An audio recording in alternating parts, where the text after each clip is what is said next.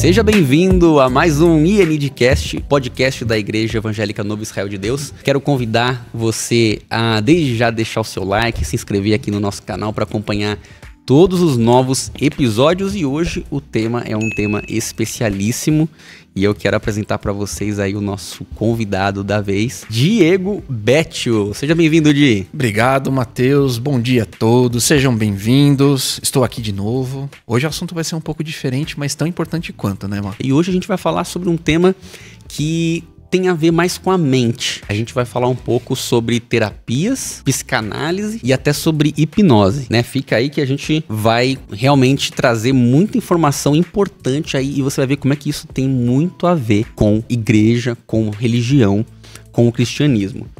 Pessoal, vocês estão vendo aqui que hoje eu tô sozinho como um apresentador. É verdade.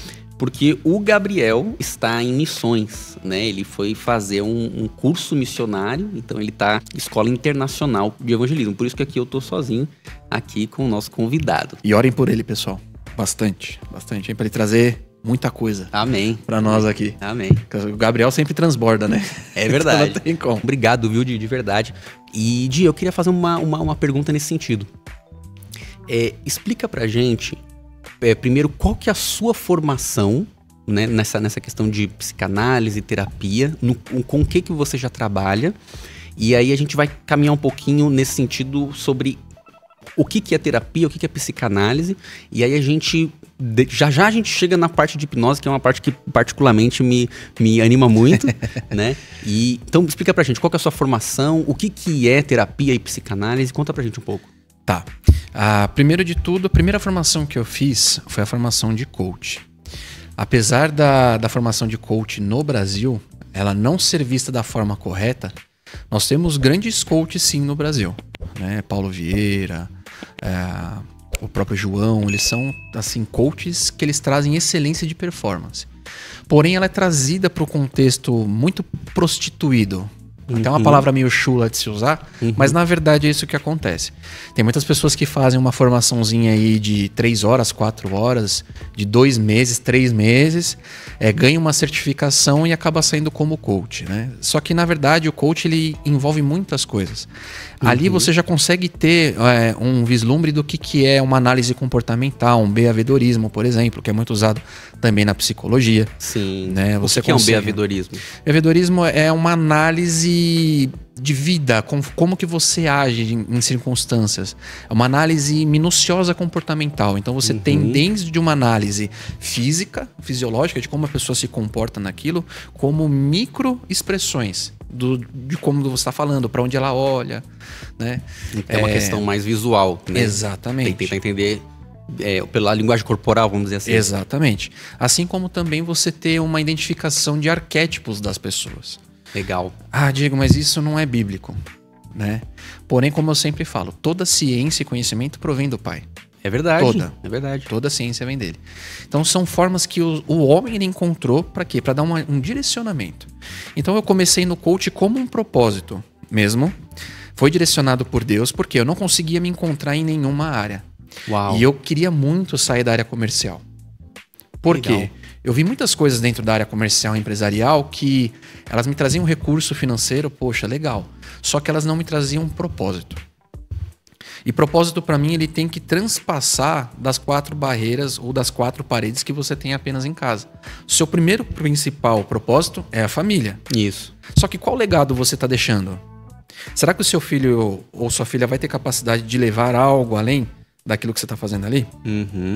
Como que ele vai conseguir levar algo além? Quando ele consegue ver você praticando algo a mais. Sim. Então eu sempre tive essa questão de legado do quê? De deixar, não materialmente, mas sim acho que mais intelectual, mais de comportamento, sim, algo para minhas próximas gerações, certo? Porque tem estudo que fala que a partir da 3ª à 4ª geração, você já é esquecido. Sim, sim. Dentro da sua própria família. Então se você não deixar algo que marca você... E não é questão de deixar algo por ego. Nessa época eu pensava. Sim. Era mais porque eu queria fazer algo que tivesse realmente valor.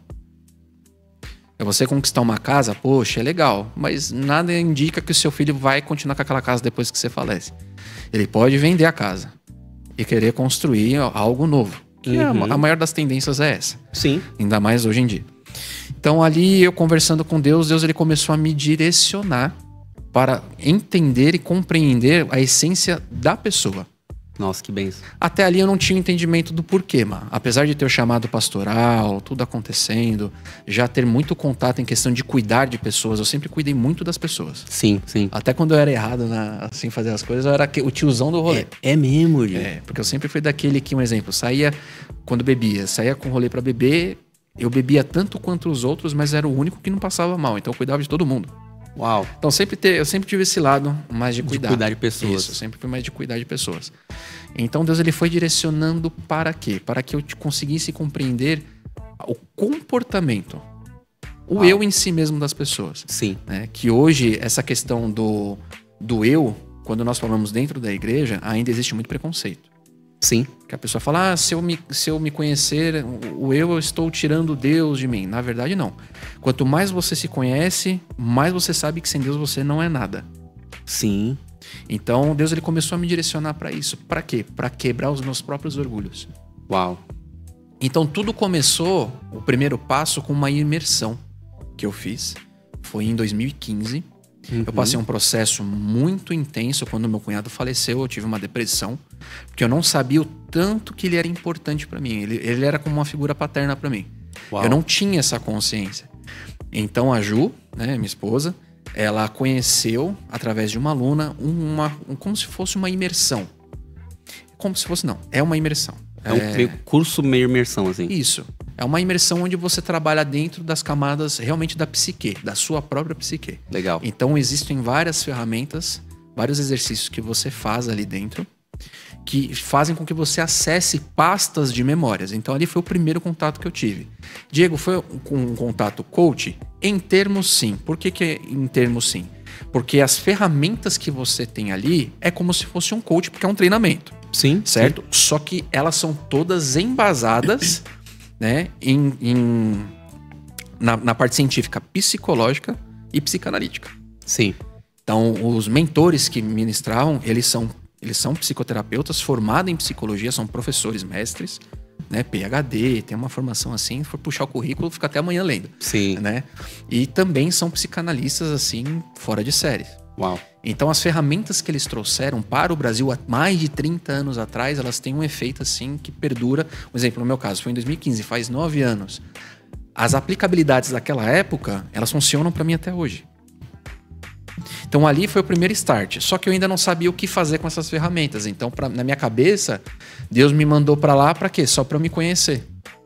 Que é o maior erro das pessoas quando começam a entender sobre a autoconsciência e o autoconhecimento, que são diferentes. Sim. Né? Passados-se alguns anos, em 2019, eu fiz a minha formação de coach, né, para uma escola de Florianópolis, que é de um cristão. Então, toda a base de ensinamento dele, apesar de você ter a questão ética, que fala que é aquela parte comercial laica, onde você não mistura, mas não tem como. Porque tudo que você faz, se você for pegar e analisar perfeitamente, está na Bíblia. Sim. Então, você acaba evangelizando a pessoa, né, na paralela ali sem ela perceber. Uau. E automaticamente, se você direcionar o seu coração àquilo, você só vai atrair pessoas que são do meio cristão. Que foi o que aconteceu comigo. Pessoas que não eram cristãs começaram a se consultar comigo. Um exemplo empresarial. Minha formação é de coach primeiro. Então eu tenho coach ali comportamental. Eu sou formado em análise comportamental. Legal. Eu tenho o coach business, que é para quê? Para estruturar uma empresa. Diego, como que se estrutura uma empresa? Conhecendo a pessoa. Uau. É o primeiro ponto. Se o dono não se conhece, ele não consegue montar a empresa dele. Por isso que a maioria das empresas falem. Caramba. Ela acaba falindo no meio do percurso porque a pessoa não consegue ter o autodomínio e o autoconhecimento. Uau. Que aí pode colocar os frutos do espírito, né? Sim. Se a gente for fazer um paralelo. Não tem dominância própria. É porque a base da vida está em Deus. Exato. E tudo que Ele, né, quis pra gente. Exatamente. Então, quando a gente tenta tirar Deus e a Bíblia, né, do nosso meio, a gente vai cair num vazio. Exato. Então, se a gente volta aos princípios bíblicos, né, que Deus deixou desde a eternidade pra gente, a gente reencontra-se, né? A nossa identidade está em Deus, né? Então, por isso que a gente vê muita coisa paralela na Bíblia com a parte de psicanálise e terapia. Exatamente. Na verdade, eu costumo falar que nem é um paralelo, Mar. Porque a psicanálise, o Freud é um exemplo, ele era de família judia. Porém, ele era ateu. Mas todas as circunstâncias que ele coloca como base para a psicanálise, se você for pegar na ponta ali, tirando um pouco a visão cética, que a maioria dos psicanalistas são céticos. Sim, sim. Né? Eles têm um viés mais de esquerda também e tal. Por isso que foi muito rejeitado, né? No meio evangélico. Exatamente. Né? Exatamente. No início de tudo, né? Sim. Não, hoje ainda, muito. Ainda também. A gente vai falar disso porque ainda tem muito esse preconceito. Uau. Mas é por culpa dos próprios profissionais. Sim. É culpa dos próprios profissionais. Então, faz parte deles fazer esse merchandising, né? Exatamente. Exatamente. Assim como a hipnose, tem muita gente que tem medo por conta da espiritualidade. Uhum. Por quê? Porque é vendido com uma visão muito distorcida. Né? Muito distorcida. Então, o próprio Freud, se você pegar a psicanálise e você ler de capa a capa, um exemplo, Interpretação dos Sonhos, que foi o primeiro livro dele, e você pegar toda a estrutura de conteúdo, você vê que a base dele vem da Torá. Uau. Vem, você vai pegar o Pentateuco, tem muita coisa que está ali dentro do Pentateuco. Você vai pegar Provérbios, os vislumbres de direcionamento que ele tem. Você lembra de um exemplo fácil, assim, que você relacionou um com o outro rapidamente, assim? Um exemplo. Transferência e contra-transferência. Certo? A palavra, ela fala que nós temos que ser responsáveis por aquilo que nós recebemos e administramos. Se a nossa mente ela estiver distorcida com isso, o que a gente faz? A gente joga para o outro. Que é uma relação objetal. Um exemplo. A questão da semeadura, né? Isso. Um exemplo. Na psicanálise, você é um objeto. Você é simbolizado como um objeto. Sim. Então, se eu coloco a minha energia em você, o que acontece? Eu te responsabilizo pelas coisas, eu coloco o meu prazer em você, eu coloco tudo aquilo que eu tenho de energia em você. Tipo uma idolatria também. Uma idolatria. Se eu coloco a minha energia no objeto Deus, o que acontece com a minha vida? Ela muda completamente. Ela muda completamente. E pra melhor. E pra melhor. Então as pessoas, ele vem com ceticismo, mas ele não consegue introduzir o quê? Dentro da visão cristã. Se colocado dentro da visão cristã, a pessoa ela começa a entender quem ela é realmente, porque nós somos histórias. Deus nos permitiu escrever nossas histórias. Quando nós escrevemos nossas histórias, nós conseguimos entrelaçar o que Deus quer dentro desses propósitos. Sim. Um exemplo, trauma. Poxa, Deus permitiu viver um trauma? Ele não queria. Certo? Mas talvez as escolhas dos nossos pais, as nossas escolhas, o que a gente fez, ocasionou aquilo. Agora, o que a gente vai fazer com aquilo que é a questão? Se você não se conhece, você não sabe o que vai fazer. É verdade. Vou jogar pra Deus. Tem aquele negócio, né? Tá na mão de Deus. Tem muita coisa que a gente joga na mão de Deus. E se Deus não segurar, você vai fazer o quê? É aquela coisa, é o pecado original, né? O Adão, a culpa não é minha. A culpa é da mulher. Exatamente. A mulher, a culpa não é minha. A culpa é da serpente, né? Exatamente. Transferindo, né, vai fazendo a transferência e a contra-transferência. Ou até a absorção de um problema, que é uma repressão. Você represa aquilo. Então são várias coisas. Então em 2019 eu fiz a formação de coach. Legal. Eu fiz comportamental, analista comportamental. Eu fiz business e fiz o life coach. O que é o life coach? Relacionamento. Legal. Para a pessoa conseguir realmente se desenvolver. Porém, como estava naquela febre, muita gente sendo coach, o que eu fiz? Eu comecei a atuar com isso de uma forma particular. E não com ganho financeiro. Eu comecei a fazer realmente com um propósito. Uma ação social? Vamos dizer assim. Eu posso dizer assim que 90% das pessoas que eu atendi foi em questão de ver elas se desenvolvendo. Uau. Então eu vi pessoas, um exemplo, que estavam num sistema de depressão profundo, saírem do sistema de depressão e conseguir virar empresários. Uau. Colocando dessa forma. Por quê? Eu comecei a direcionar 100% daquilo que eu fazia com a visão cristã. Sim. Muitas pessoas eu acabava não falando, mas a metodologia, por assim se dizer, era a bíblica. Sim. Então a pessoa começava a se sentir diferente, ter aquilo por quê? E introduzindo o direcionamento. Um exemplo, eu chegava a falar, não sei qual fé você professa, mas um exemplo, isso que eu estou te ensinando, se você vai lá em Provérbios, está aqui, ó. Né? Por que você procrastina tanto? Por que você não faz as coisas? O que está te travando? Você tem preguiça? A palavra fala, preguiçosa vai ter como uma formiga. Então você vai usando aqueles... De forma sutil você vai evangelizando. Então ali eu comecei a perceber, poxa, Deus quer que eu faça isso para aplicar dentro da palavra dele, dentro do que ele tem. E também tem um pouco a ver com chamado, porque o meu chamado sempre eu sonhei, as pessoas também já me falaram, pessoas que eu nem conhecia, que o meu ministério ele não tinha paredes. É meio, né? A gente conversou várias vezes disso. Não tinha paredes. Por quê? Porque não vai ter distinção de pessoa. É verdade. Eu comecei a entender que Deus queria isso. E ele começou a direcionar pessoas. É aquela coisa, né? Você tem que tomar cuidado com o que você pede pra Deus. Eu costumo falar, porque ele te entrega. Fala, Deus, eu quero ser usado. Ele só me trazia a curva de rio. Só a curva de rio. E isso eu ainda não tinha nem aprofundado a parte terapêutica ainda.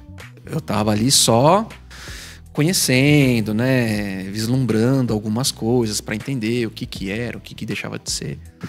Aí eu fui atrás de entender um pouco da neurociência. Então eu fiz ali uma formação de PNL, né? Que é Programação Neurolinguística. Muito legal. Para aprofundar mais o que eu já tinha. Por quê? Você tem que entender como que funcionam as camadas. Né?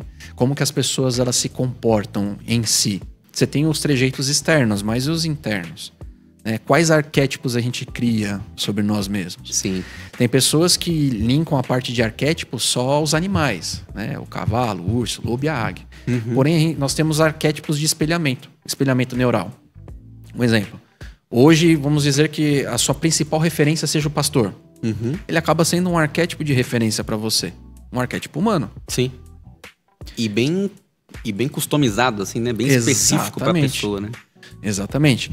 Quantos filhos, um exemplo, que foi até a gente conversou um pouquinho antes do podcast, quantos filhos se espelham 100% nos pais ao ponto de reproduzir o positivo e o negativo?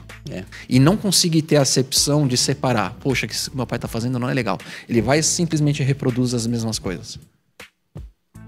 Então ele cria um arquétipo, querendo ou não, ali é um arquétipo. É verdade. E com o decorrer do tempo foram criando-se outros arquétipos, né? Você tem o arquétipo do médico, você tem o arquétipo do herói, você tem o arquétipo, vamos dizer assim, do empresário, você tem o arquétipo do guerreiro, tem o do mago, né? Que nem eu te falei, quando nós vamos fazer a terapia, nós vestimos o arquétipo, a capa do mago. O que é isso? Eu não vou ser o Diego relaxadão que senta com você na padaria para tomar um café. Sim. Com o meu paciente, eu tenho que mostrar um comportamento diferente para ele. Sim. Diego, você tá sendo dupla personalidade? Não. Mas eu tenho que entender que ali eu tenho que assumir um comportamento diferente. Para quê? Para aquela pessoa ter confiança, você poder passar a autoridade daquilo que você fala. É verdade. Imagina você subindo no altar. Claro que Deus não vê isso. Mas imagina você subindo no altar da Assembleia, por exemplo, de chinelo, bermuda e regata. O Gabs me fala muito sobre isso, assim, cara, a roupa que você escolhe, se fosse apenas sobre você sairia de pijama, ou, tipo assim, você só sairia quente, você não sairia, você sairia de crocs. Só que você escolhe uma certa roupa pra mostrar pras pessoas alguma imagem. Então, ele fala pra mim muito isso daí. Se você já está escolhendo uma roupa, por que você já não escolhe pra passar a mensagem de uma forma intencional? Exato. Né? Então, foi o caso que você falou, né? A questão da Assembleia. Como é que eu vou passar pra aquela comunidade uma mensagem de que eu tô respeitando eles? Ou de que eu realmente quero ajudá-los, ou de que realmente porque tem aquele negócio, né, do marketing, né? Você não basta ser, você precisa parecer. Exatamente. Por quê? Porque a primeira coisa, né, que as pessoas veem em nós é a imagem. Exatamente. Um exemplo muito bom, essa questão de imagem, eu uso a referência na época eu trabalhava na academia, de um homem que eu conheci lá. Né? Engenheiro, muito bem sucedido, internacionalmente até. Uau. Ele ia pra academia num carro comum. Ele ia num Astra na época. Ele sempre ia assim. E você não tinha uma dimensão de quem ele era. Então o que acontece? As pessoas... Eu sempre costumei tratar as pessoas por igual. Não importa se ela... Super rica. Super rica, super humilde, eu trato todo mundo igual, né? Então você abre a porta desde pro dono da empresa até pro faxineiro da empresa. Sim. Eu sempre tive esse comportamento. Então as pessoas tratavam ele de uma forma muito convencional. Convencional, por assim dizer. Ele ia resolver um problema, fala ali com o Diego, fala ali com o fulano, o gerente tratava ele assim. Um belo dia nós estávamos lá na recepção, academia cheia, a gente escutou um ronco um pouco diferenciado. Aí encosta, assim, na porta da academia, uma Lamborghini Gallardo, preta, parecia do Batman, assim, sabe? Uau! aquele coisa bonita, tal, não sei o quê. Aí desce quem? Esse homem. Vestido num senhor de um terno italiano, muito bem costurado. Eu gosto de roupa que nem o Gabs, assim, então na hora que eu bati, eu falei, nossa, que terno. O negócio tava chique. Foi a minha meta é ter um terno desse daí, né? Só o terno eu comprava o carro. Ele desceu do carro, na hora que nós vimos, assim, era a mesma pessoa. Nessa hora, as pessoas que tratavam ele de uma forma meio assim, foram até a direção dele pra falar com ele. Ele falou, não, eu vou tratar com o Diego. As pessoas, nossa, a gente não imaginava que você tá com não sei o que. Eu falei, nem precisa imaginar, agora eu só trato com ele. Ou seja, as pessoas, elas compram aquilo que elas desejam. E isso também é muito dentro da igreja, é dentro da terapia. Com certeza. É dentro do seu trabalho. Não, e entrevistas de emprego também é assim, cara. Sim. Né? A roupa que você tá usando, você tá passando uma imagem específica, né? Sim. E se você quer realmente impressionar, não vou dizer impressionar, mas tipo assim, passar segurança, o pessoal até fala, o uso de cor azul, olha só que interessante, o cor azul passa segurança. Passa. Por exemplo, a melhor cor para você palestrar, né? Ou você vai dando uma palestra e você quer passar autoridade naquilo que você está falando, é azul, um azul não tão claro ali, meio tom, para um azul marinho mais escuro. Um pouco mais profundo. Isso. Assim. Uma sobreposição de camisa, uma gravata vermelha e adereços em marrom. Uau.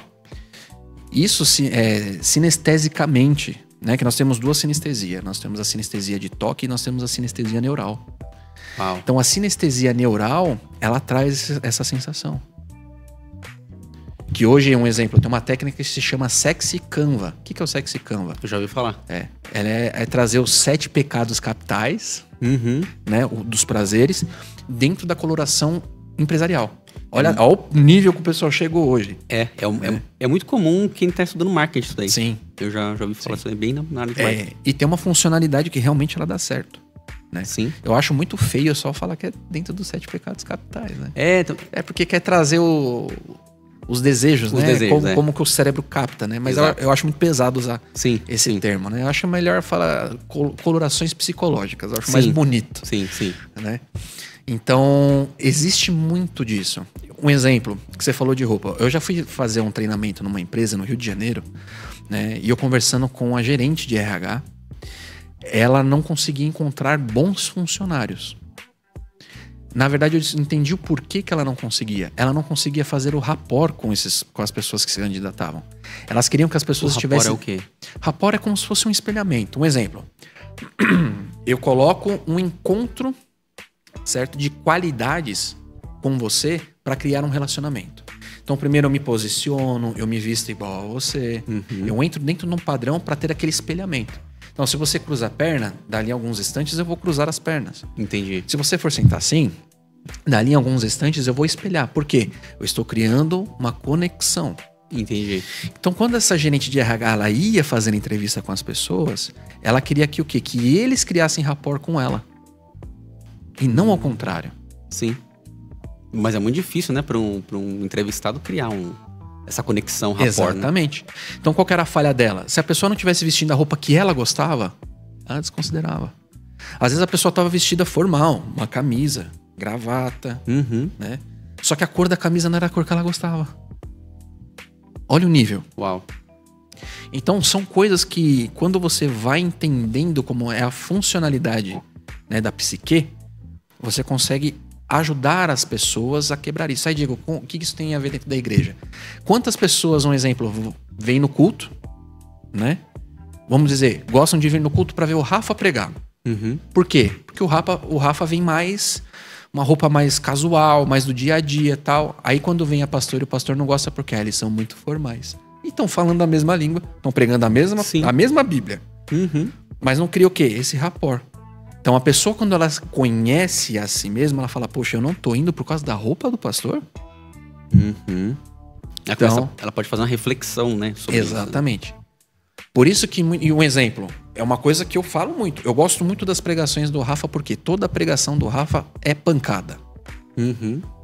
Ele vem só com exortação na orelha. né? E eu gosto muito disso. Eu não tô ligando pra vestimenta. Só que tem pessoas que fazem isso. Sim. Inconscientemente. Eu deixo de vir na pregação de algum dos outros membros da igreja? Não. Eu venho em todas. Mas por que tem pessoas que deixam de vir? Porque tem essa... Vamos dizer assim, esse déficit. Isso pode ser um déficit que está acontecendo na vida da pessoa. Exatamente. E ela inconscientemente está fazendo isso e nem sabia, né? Exatamente. Aí o que eu compreendi?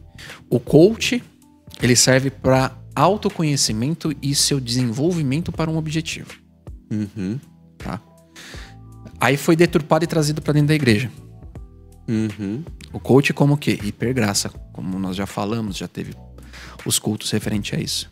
E a gente sabe que a hipergraça não é algo que a gente deva se apegar. Sim. Porque passou do que a Bíblia já falou, né? Exatamente. E aí a gente, quando associa essas duas coisas ao coach e a hipergraça, a gente já cria uma resistência. Exato. O que é o pastor coach?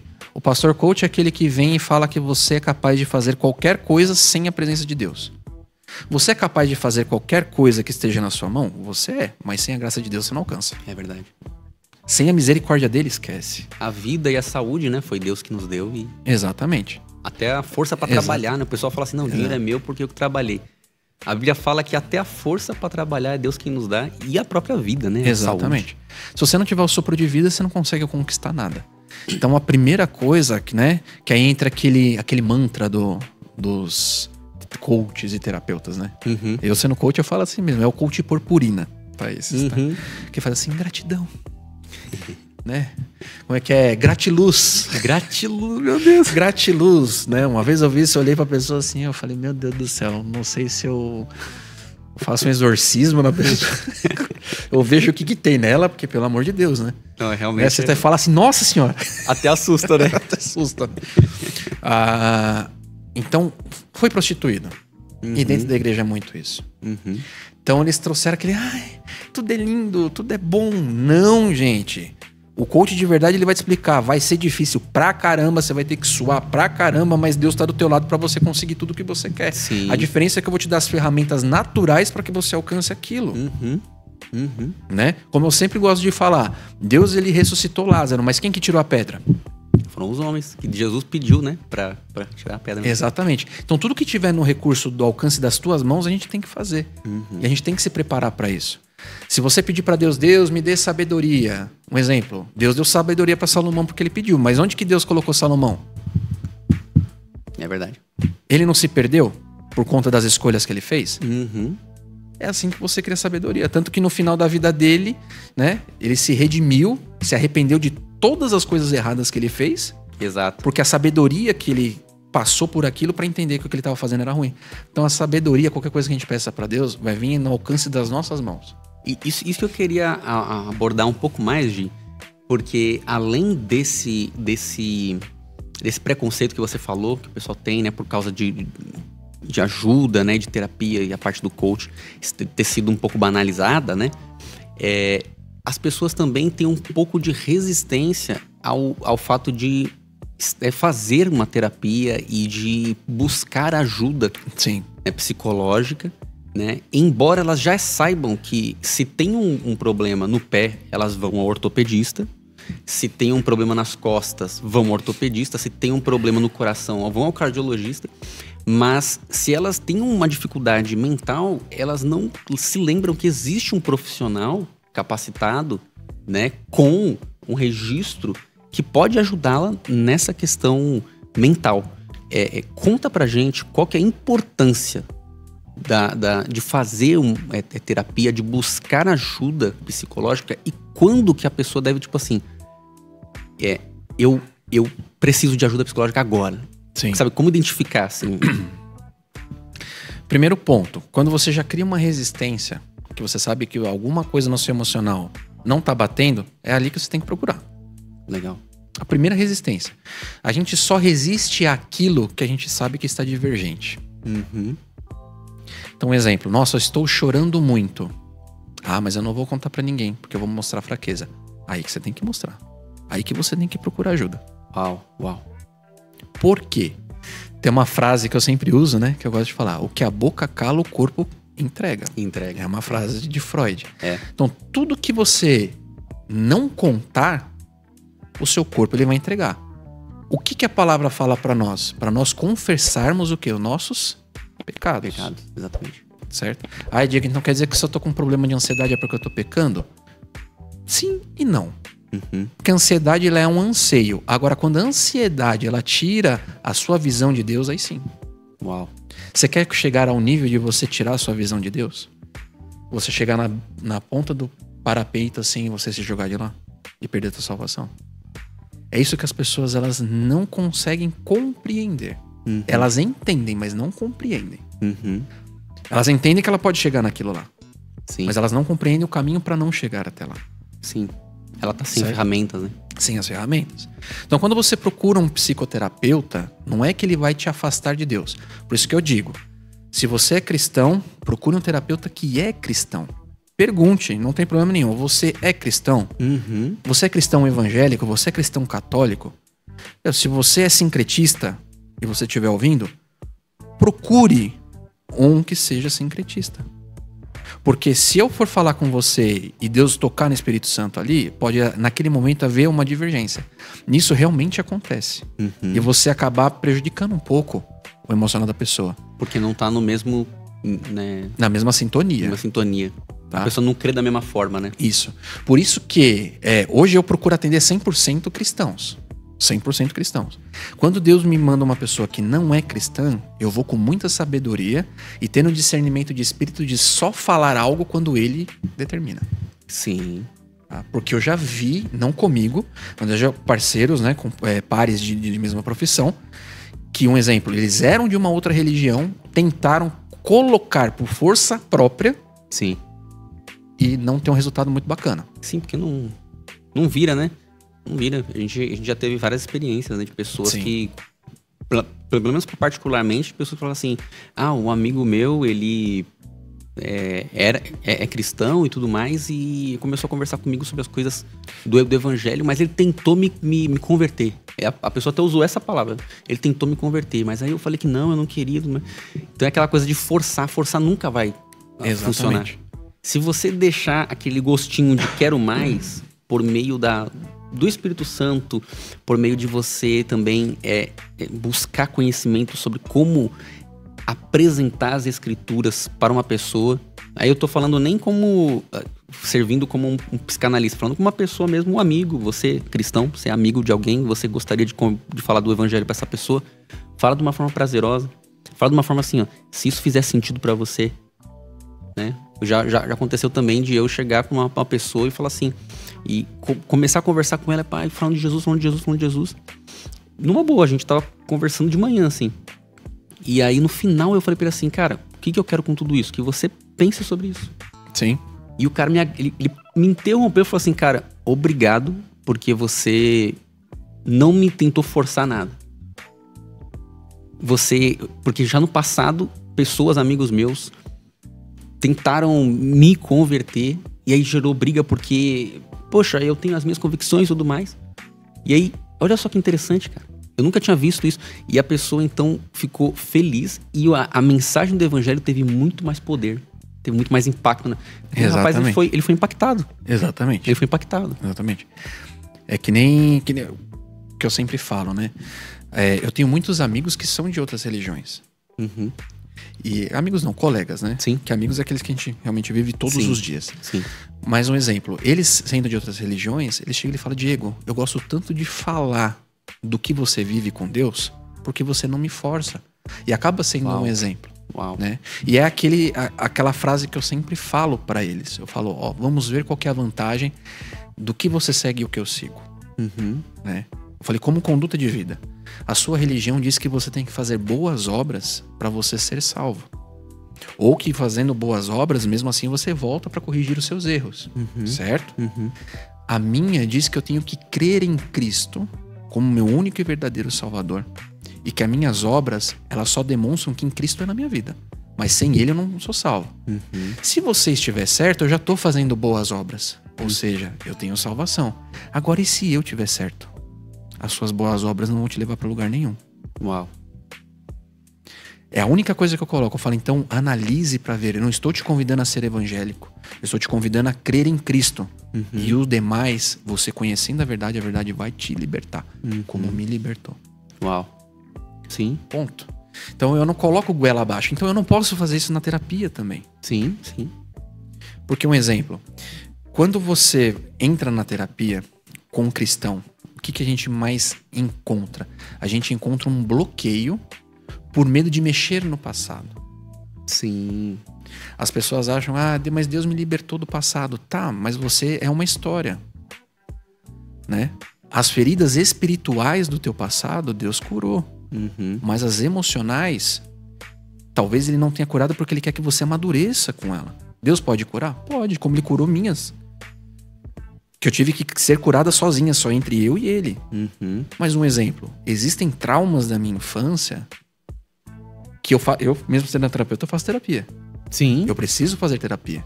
Porque senão eu acabo acumulando demais até o que eu escuto das pessoas. Senão é casa de ferreiro, né? Espeto de pau, né? Não dá.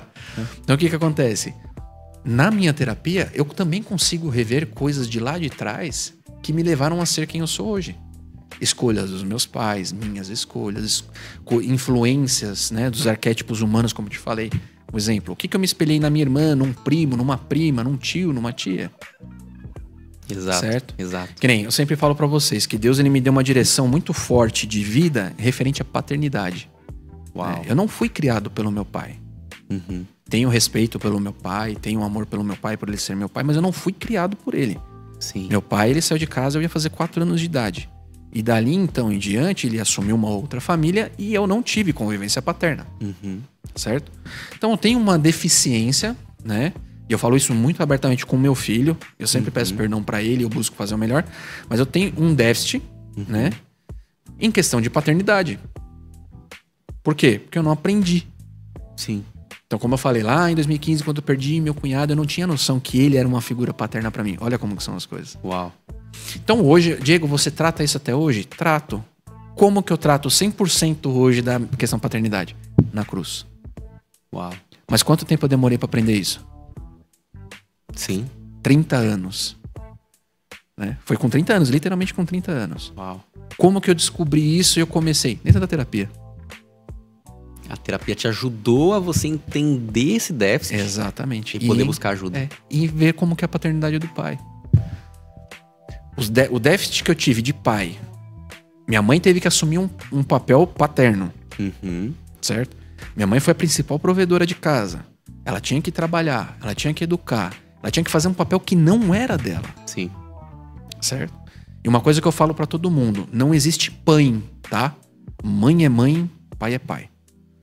Isso vai gerar uma polêmica. Vai gerar uma polêmica. Porque tem muitas mães solteiras, mas eu fui pai e mãe. Não, você foi mãe. Sim. Desculpa, mas infelizmente o papel de pai faltou. E não, e é insubstituível. Uau. A individualidade do papel de pai e mãe, elas são individuais. Literalmente. Uau. Sim. Tá? E se não teve, tem que buscar em Deus. Tem que reconstruir. Fazer uma história diferente dali pra frente. Então eu não tive isso. Eu tive uma figura materna muito forte, muito guerreira, muito trabalhadora. Porém, os comportamentos e direcionamentos de pai eu não tive. Sim. Então, com 30 anos, dentro da terapia, eu fui descobrir isso e eu comecei a enxergar Deus de uma forma diferente. Uau. Eu comecei a entender o que é a paternidade. E a paternidade de Deus. Uau. Porque a paternidade de Deus, ela é a paternidade... Ele sim, tem a paternidade e a maternidade. Perfeito, né? Perfeito. Um equilíbrio perfeito, né? Porque ele tem um amor, aquele amor de mãe que só mãe tem, que é incondicional, e ele tem a correção do pai. Porque o pai, por mais que ele ame, ele tem uma postura diferente diante do filho. Tem. O amor do pai é assim, né? Vou pegar um exemplo aqui. Caí, a mãe vem, meu filho, nossa, deixa eu ver o machucado. O pai, vamos filho, levanta, deixa eu ver esse machucado aí. Vamos pra cima. Vamos pra frente, vamos pra cima. Vamos lá, vamos tentar de novo andar de bicicleta. Essa é a paternidade do pai. Mas não quer dizer que ele não tá amando, ele ama. Só que ele vem com o quê? Com a questão do engajamento de força. Sim. Né? E eu não resistência, tive... resiliência. Exato. Como que eu aprendi a ter resistência na vida? Apanhando dela. É bom? É. Pô, mas é ruim também. Porque eu não tive ninguém para me instruir. Ó, filho, você apanhou aqui, agora você vai por esse caminho aqui. Né? E isso é um déficit muito grande na igreja. O Brasil, ele é um dos países que mais tem questão de divórcio. Muito forte. Muito forte. Na pandemia, chegou a passar de 50% dos casamentos com divórcio. Uau. E não casamentos longos, viu? É casamentos pré-estabelecidos, vamos dizer assim. Que o estabelecimento de um casamento firme, né? Ele passa de 2 a 3 anos. Então, muitos casamentos inferiores a 3 anos tiveram separação. E isso já conjugado com filhos, mano. Nossa. Então, imagina como que é a percepção de uma criança já desde o começo ter. É difícil. Cria muitos traumas, né? Sim. Ainda mais se o pai não é presente, não se esforça, todas essas coisas. Né? Abandona mesmo, deixa de lado. Que foi uma incidência muito grande na pandemia. Sim, tá? Sim.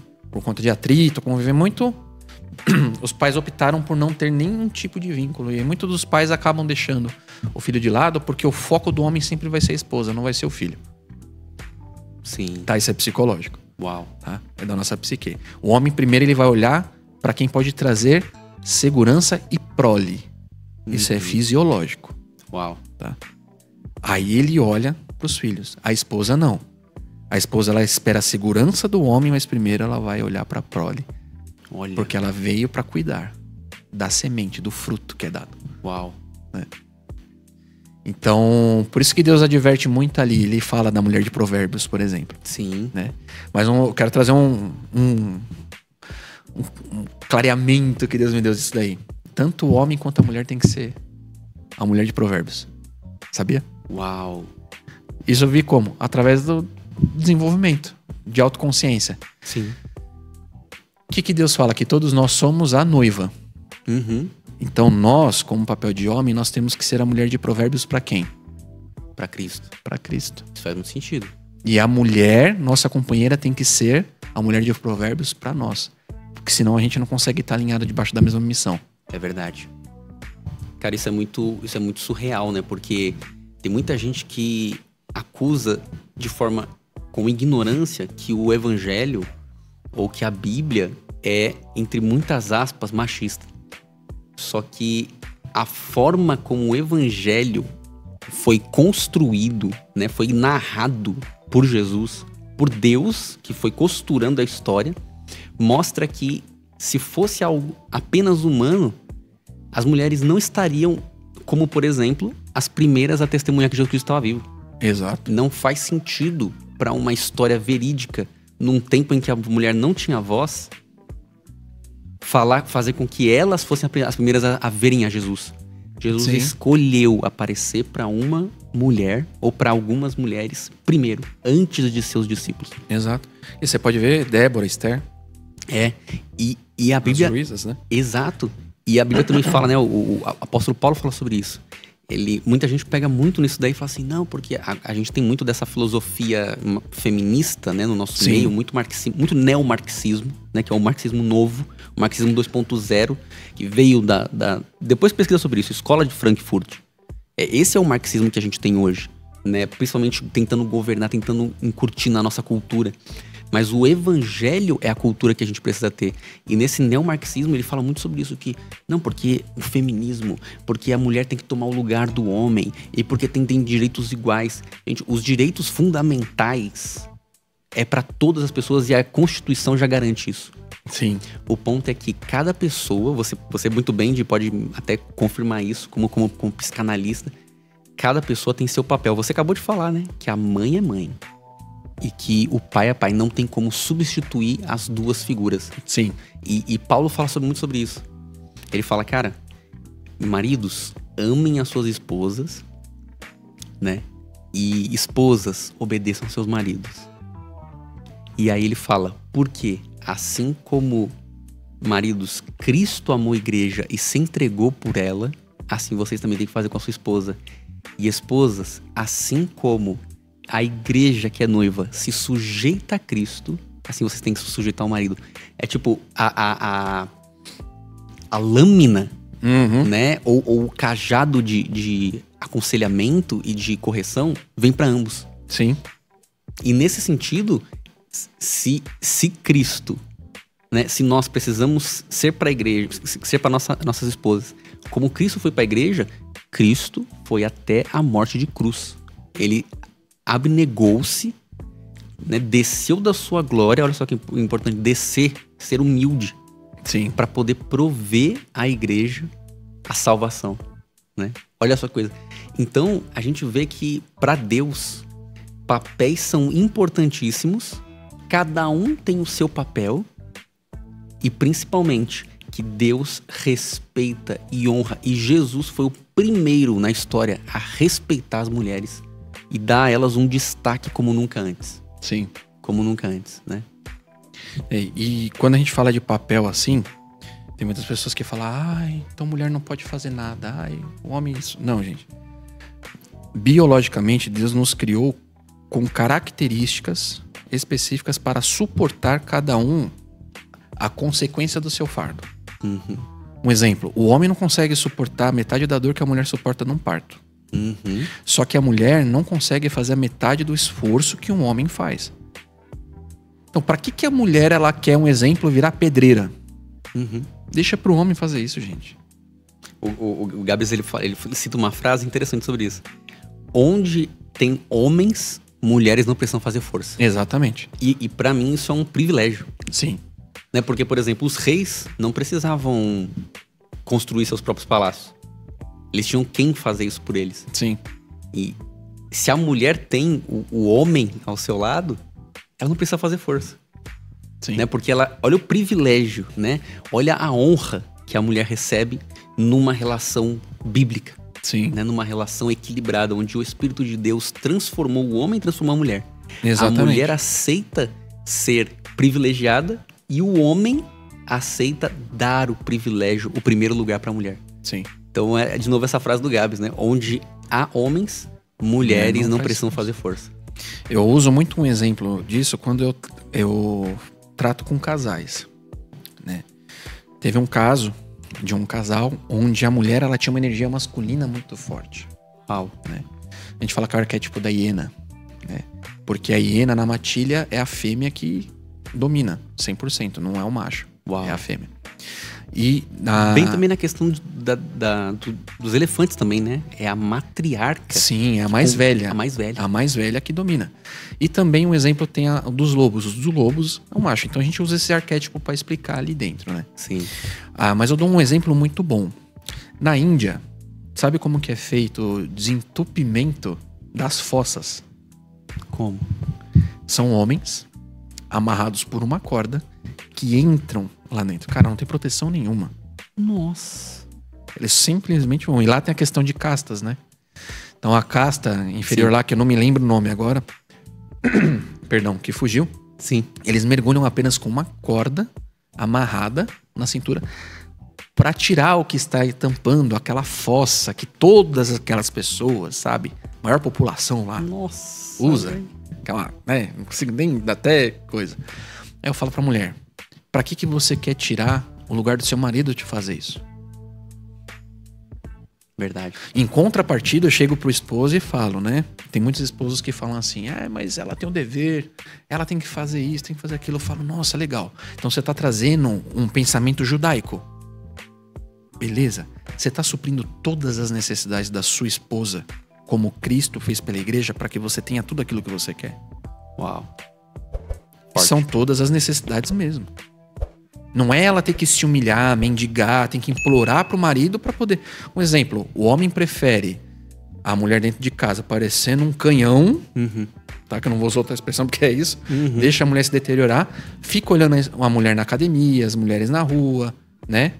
Age como um santo. Mas a mulher dentro de casa deixa ela toda descuidada. Não, cara, paga um salão pra tua esposa porque ela tem que ficar bonita pra você e pra ela. Ela tá fazendo isso pra Deus. O Né? o pastor Cláudio Duarte, ele fala sobre isso. Ele fala assim, gente, homens, mulherão usa vestidão.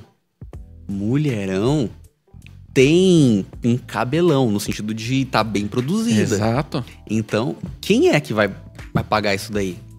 Invista no seu.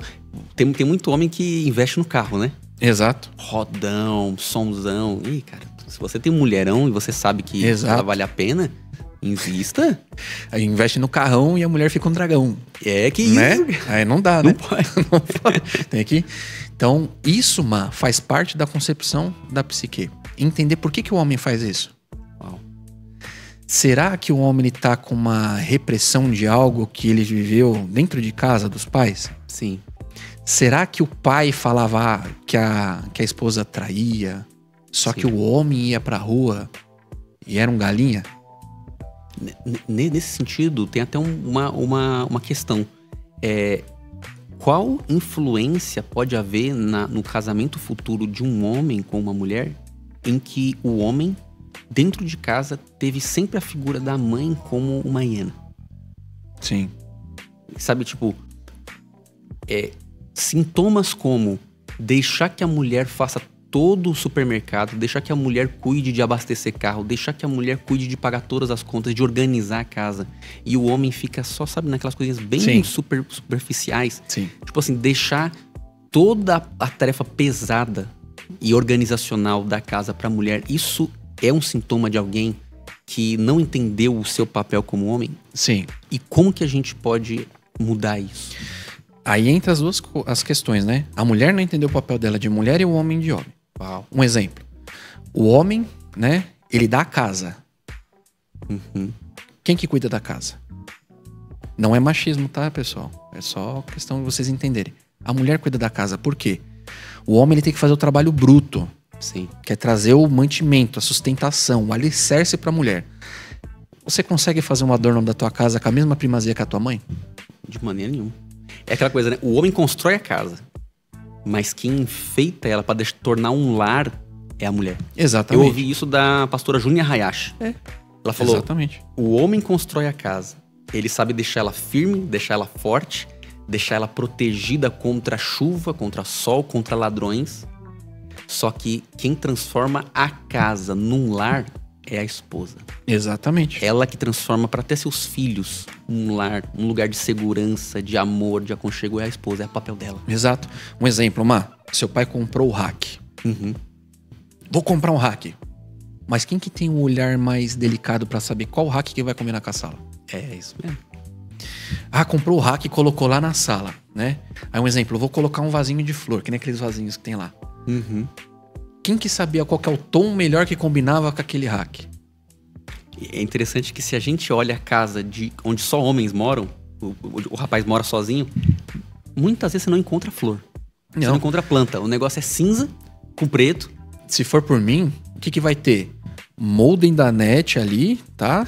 A televisão e o controle remoto. E um lugar pra sentar. Acabou, não precisa de mais. E um videogame. E o computadorzinho ali lá, não precisa de mais nada. Agora a mulher não, a mulher ela traz vida. Ela traz vida. Traz cor. Exato. O homem, ele é a semente. Sim. A mulher é a vida da semente. Uau. Então quando a mulher, um exemplo, a mulher que faz a compra. Eu acho legal a mulher fazer a compra. Mas quem que tem que carregar a compra? Sim. O homem precisa. O homem precisa exercer esse papel. Amor, a gente tem as contas de casa pra pagar tal. Quem que tem que sentar na mesa com a mulher e ver o que tá acontecendo? Uhum. É o homem, isso não tem que ser dor de cabeça da mulher. Cara, e dá pra começar com coisa simples. Sei lá, abrir a porta do carro pra sua esposa todas as vezes. Exato. Ela pode até achar estranho nas primeiras, mas continua. Isso vai incutindo dentro da mentalidade dela. Me corrija se eu estiver errado, Di. Sim, não, tá Isso certo. vai imprimindo na mente dela o fato de, cara, ele tá cuidando de mim. Sim. Né? Carrega as compras pra ela tá pegando peso, pega ali a sacola, né? Exatamente. Tá chovendo, ela precisa abrir o portão porque o portão travou. Que isso, cara? Deixa a mulher dentro do carro, você toma chuva, abra o portão, mostra que você... Pô, Jesus enfrentou a cruz pela igreja. Sim. Tu não vai enfrentar uma chuva pela tua mulher? Aí tem pessoas que falam assim, mas é que ela não sabe dirigir, vai demorar muito, é muito arriscado. Cara, ensina a tua mulher a estacionar o carro dentro de casa. Sim. Ensina. É. E você desce quando precisar. Amor, a gente tá chegando ali perto. Eu vou parar o carro, você já pula pra cá. Você estaciona, eu cuido do portão. Sim. Coisa simples. Simples. Você acha que sua esposa não tem capacidade de, pelo menos... Ela não gosta de dirigir, mas você acha que ela não tem capacidade de aprender a estacionar o carro, meu, ela cuida de você que enche o saco dela. Você acha que ela não vai conseguir? Entendeu? E lembre-se da frase: onde há homem, mulher não precisa fazer força. Exatamente. Será que você presente não está sendo um homem existente pra essa mulher? Sim. Comece a ficar presente. Tem um ponto que fala assim, Diego, mas hoje em dia tá tudo moderno. Eu tenho um objetivo de vida. Qual que é esse objetivo de vida? Hoje, eu e a minha esposa, nós trabalhamos. A renda é dos dois. A minha meta é que a renda seja só minha. Sim. E ela trabalhe se ela quiser. Eu peço isso a Deus também, cara. Que eu possa ser...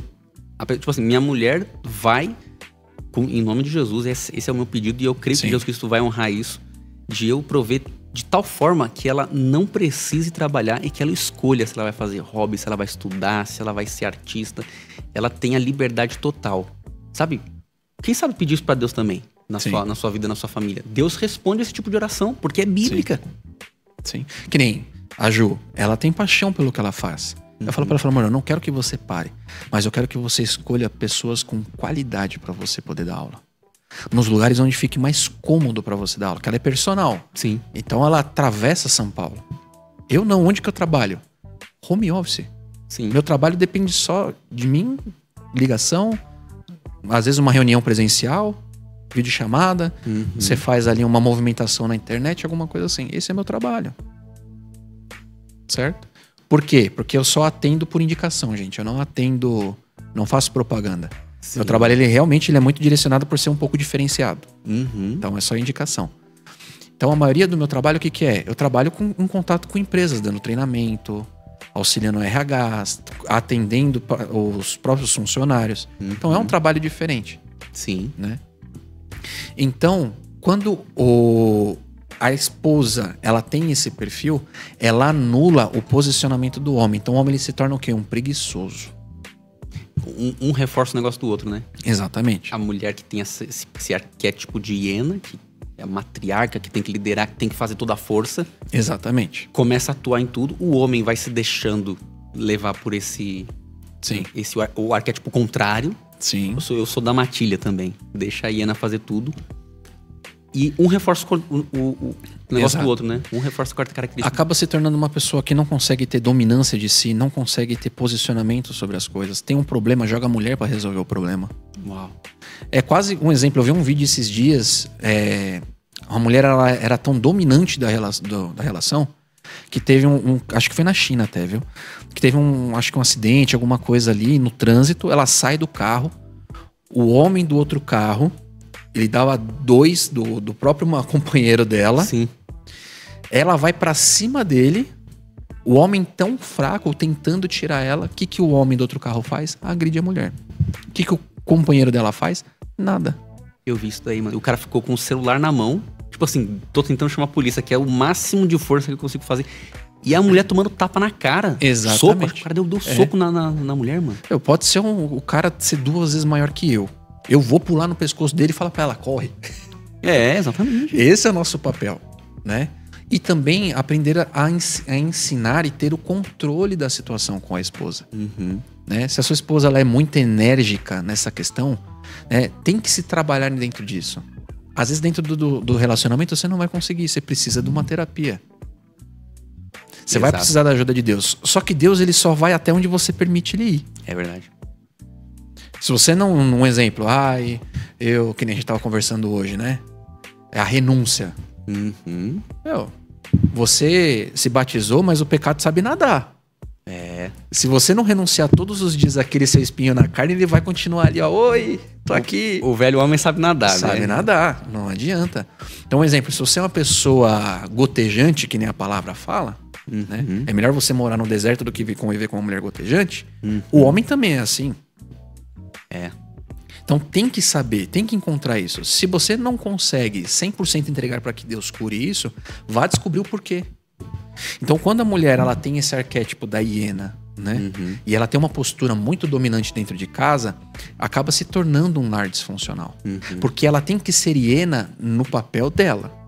Só que no papel que é do homem, ele tem que ser lobo. Ele tem que saber conduzir a casa, Não do que tem que ser feito dentro da casa, porque isso, a mulher ela tem o tato, não é a obrigação, não. O tato dela é diferente. É mais aguçado, Exatamente. mais especialista nisso. Né? Exatamente.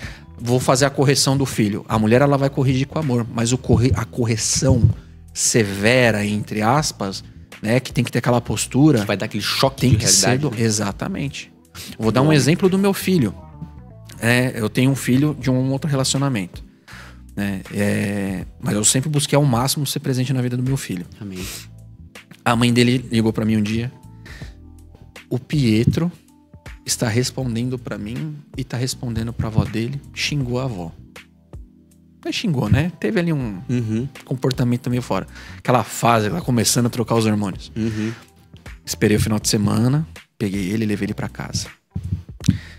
Comecei a conversar com ele, tentar entender o que aconteceu. Ele, não, porque minha mãe não quis deixar eu jogar videogame, minha avó queria assistir a novela, e eu fiquei bravo porque eu quero. Aí eu falei, é o seguinte, quem manda na tua casa é a tua mãe. A sua mãe, ela é a provedora do que você tem hoje. No dia que você se tornar homem e você tiver sua casa, você pode ter o posicionamento que você quiser. Mas mesmo assim, se você gritar com a tua esposa, eu vou lá e eu vou te arrebentar na porrada. Claro, foi bem enérgico o que eu fiz. Mas por quê? Para ele entender que existe tempo para todas as coisas e quem manda na vida dele até ele estar lá é a mãe dele, então ele tem que respeitar a mãe dele. Respeito a mulher, Exato. Né? Respeitar as mulheres. Que Exato. Eu falei, quantas vezes você viu eu gritando com a sua avó, no caso a minha mãe, desrespeitando ela? Eu falei, eu já sou homem e eu respeito as ordens da minha mãe. O que ela fala comigo não é que eu abaixo a cabeça e obedeço, mas eu compreendo a postura dela de mãe, de uma pessoa mais velha que eu, mais vivida que eu. Sim. E o que ela me passa, eu adapto pra minha realidade e eu exerço aquilo que ela tá me ensinando. É uma herança. Certo? Só que se eu fosse uma pessoa sem o autoconhecimento e a autoconsciência, como que eu ia ensinar isso pro meu filho? Exato. Que é o que acontece muito hoje. As famílias se perdem porque elas confundem autoconhecimento com autoconsciência, que é diferente. Qual que é a diferença de...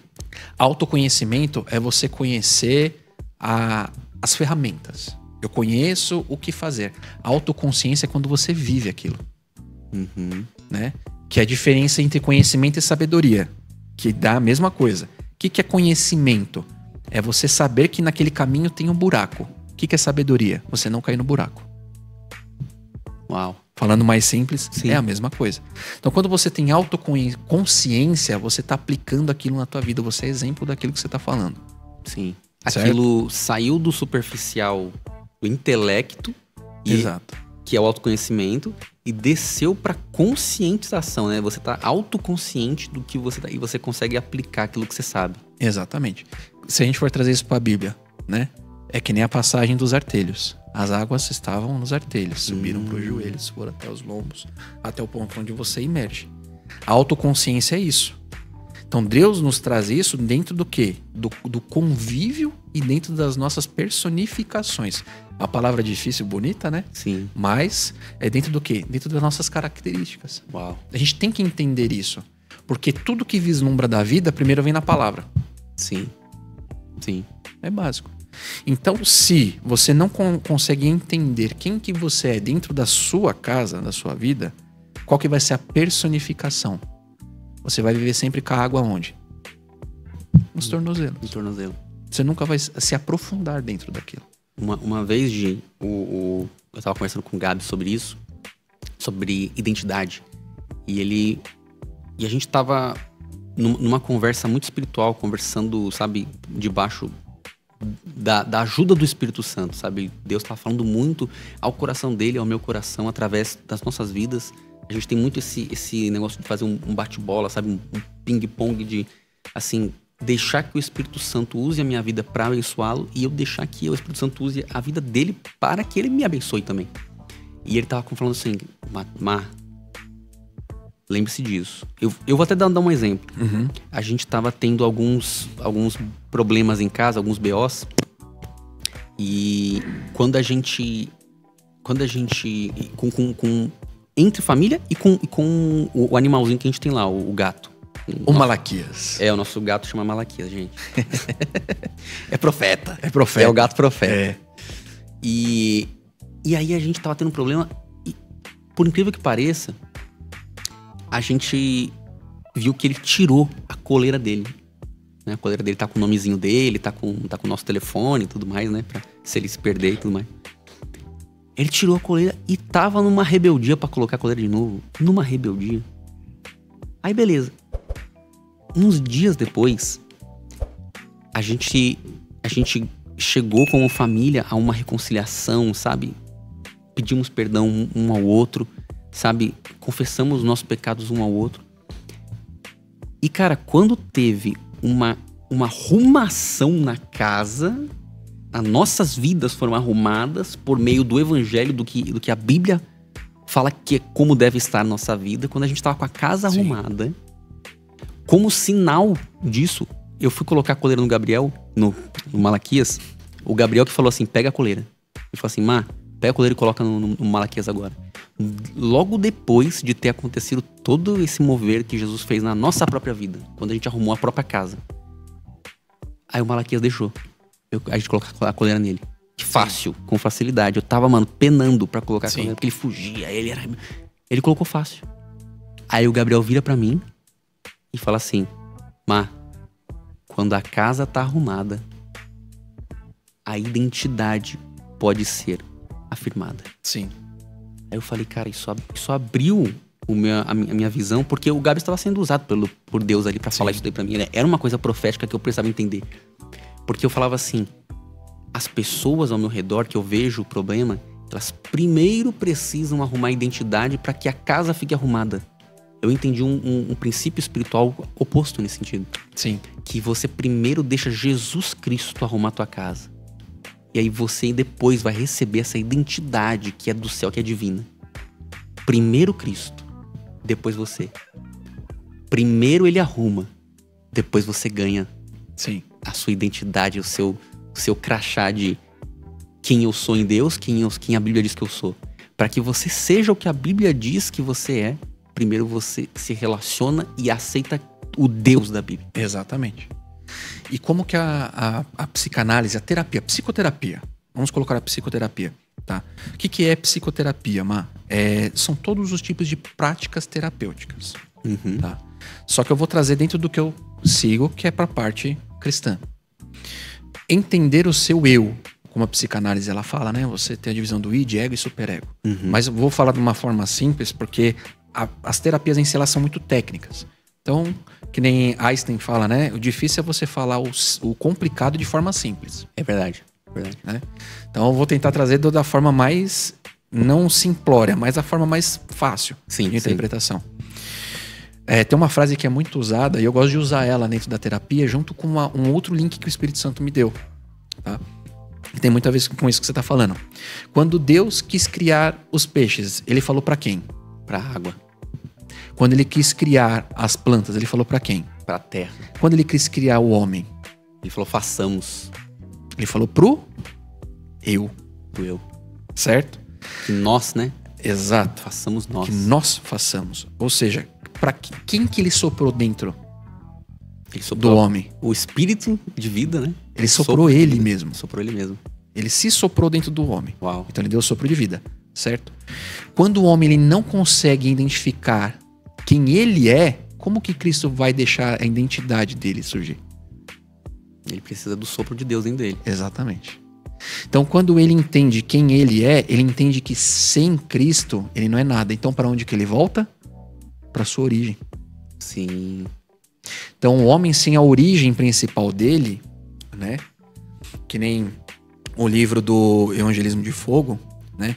Ele tem um trecho que fala disso, que estar na presença de Cristo é como se fosse uma soma. A cruz é uma soma, certo? O que você tem ali na vertical é a sua ligação de Deus com a terra. Sim. Eu achei muito legal isso. Isso. Né? E quando você olha no horizonte, é o peso que nós deveríamos carregar e Cristo carregou por nós. Por quê? Porque ele queria que nós tivéssemos a identidade nele. Sim. E não na identidade no pecado. Uau. Então, quando nós nos entendemos dentro da psique, certo? nós entendemos que nós temos uma origem de identidade. Quando nós aceitamos essa origem de identidade, os problemas que acontecem na nossa vida começam a ter menos efeito, ao ponto de efeito nenhum. Coisas que me abalavam antes, hoje não me abalam mais, porque a minha identidade está em Cristo. Uau, glória a Deus. Eu voltei à minha origem. Ou Sim. seja, eu entendi que quando Deus falou tenha vida e façamos igual a nós, a minha identidade está nele. Uau. Então meu déficit de paternidade está nele. Eu curo nele. De esposo, eu curo nele. Por quê? Porque eu tenho um mapa já. Eu tenho ali um livro que me ensina tudo. Sim. Certo? E se eu encaro ele como a graça de Deus, ele passa de ser um livro e cria vida. E através dessa vida ele se torna graça. E através dessa graça eu tenho fé. Aleluia. Então, a psicoterapia, ela pode nos abrir essa visão de quem Deus é com muito mais força. Sim. Porque muitas vezes a gente senta ali e a gente fica... Cara, eu quase fui padre, como eu falei da outra vez. Eu quase fui padre. Sim. Eu li a Bíblia tantas vezes, eu não consigo lembrar como que eu li a Bíblia. Tem muita coisa que hoje eu não tenho entendimento. Por quê? Porque eu lia como um livro, eu não lia com a graça de Deus. Sim. Com a revelação, né, do Espírito Santo sobre a sua vida. Por que hoje Deus ele me traz insights assim tão mais fortes e tão mais vivos? Porque eu entendi a graça, ela salta, né? Uau. A palavra ela salta da Bíblia, ela entra em você, ela se torna uma identidade. Sim. Então a psique aplicada da forma para o cristão, da forma certa, ela traz pra gente esse entendimento de que quem nós somos e automaticamente que a nossa identidade vem de Deus. Nossa, Diego, mas os pastores não fazem isso? Fazem, mas tem pessoas que não entram na cabeça. Uhum. Aí ela se entrega pra quê? Pra ansiedade, depressão, síndrome de pânico, né? Isso eu tô falando de problemas que podem ser criados, fisiológicos. Sim, né? sim. Agora, tem patologias que acontecem e isso você precisa ter um acompanhamento mais preciso, às Mais vezes preciso. até com um psiquiatra, medicamentoso. Existem estudos que comprovam que só 5% dos problemas são tratados com medicação, nível mundial. Só 5%. Ou seja, não é a realidade. É. No sentido de, tem gente usando o medicamento para tratar os outros 95%. Exatamente. Mas deveria estar sendo usado somente 5%. Exato. Porque eu não sou contra, tá? Essa pessoa tem que tomar medicação, ela tem que Sim, tomar. porque tem casos que precisa. Exatamente. Né? Tem casos que precisa. Só que se você busca ter uma vida com uma identidade mais saudável, que ela vem de Deus, e você tem um acompanhamento de uma pessoa que consegue analisar os pontos onde você está tendo esse déficit, Uhum. né? Por exemplo, um pastor não consegue cuidar de uma igreja inteira. Sim. Não, você precisa ir atrás de uma pessoa que vai conseguir. E às vezes o seu melhor amigo não vai ter o conhecimento aprofundado que precisa para tratar aquilo. Então você tem que ir num profissional. É verdade, ainda mais pelo tamanho da igreja, né? Não tem como o pastor, né? Ele é um cabeça. E aí tem outros líderes com ele. Se você associar esse pastoreio, né, que já vem do seu pastor, a um psicanalista, a um terapeuta cristão, vai ter, né, um efeito assim muito mais efetivo, né? Vai ser muito mais eficaz, né? Sim, sim. E isso vai trazer uma proporção de autossatisfação, vamos colocar dessa forma. Sim. Porque nosso corpo, ele tem um sistema fisiológico hormonal, Uhum. certo? Quando você alcança uma satisfação de algo concretizado, de um problema solucionado, você está liberando hormônios. Isso vai te trazer o quê? Mais empenho, mais energia, né?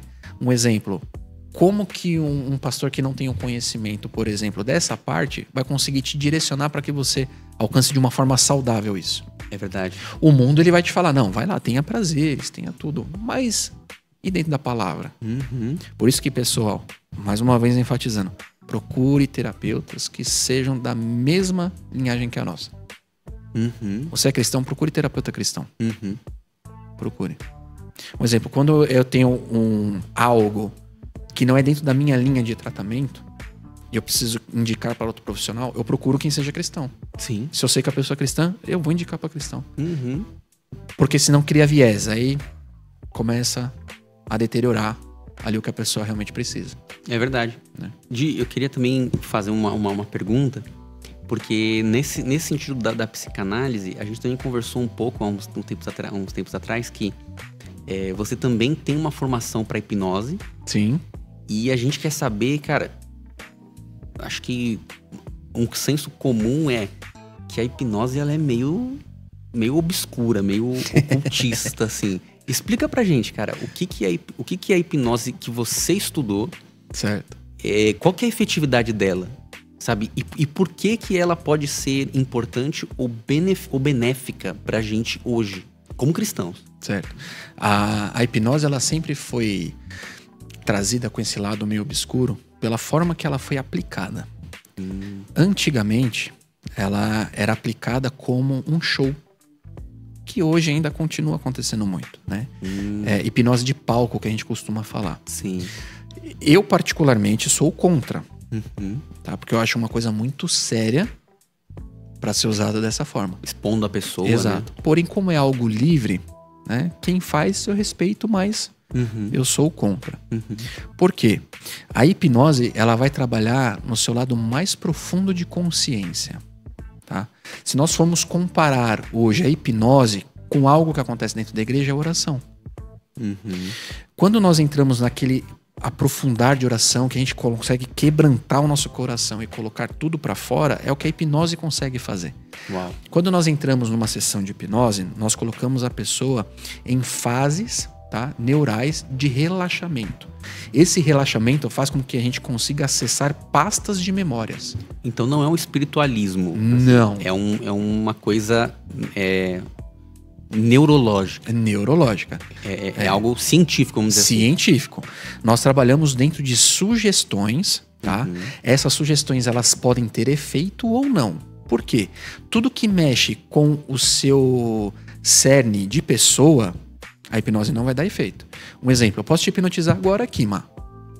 Por exemplo, te hipnotizei. Eu vou pedir a senha do seu cartão para passar na minha maquininha. Não vai funcionar. Uau. Você não vai dar.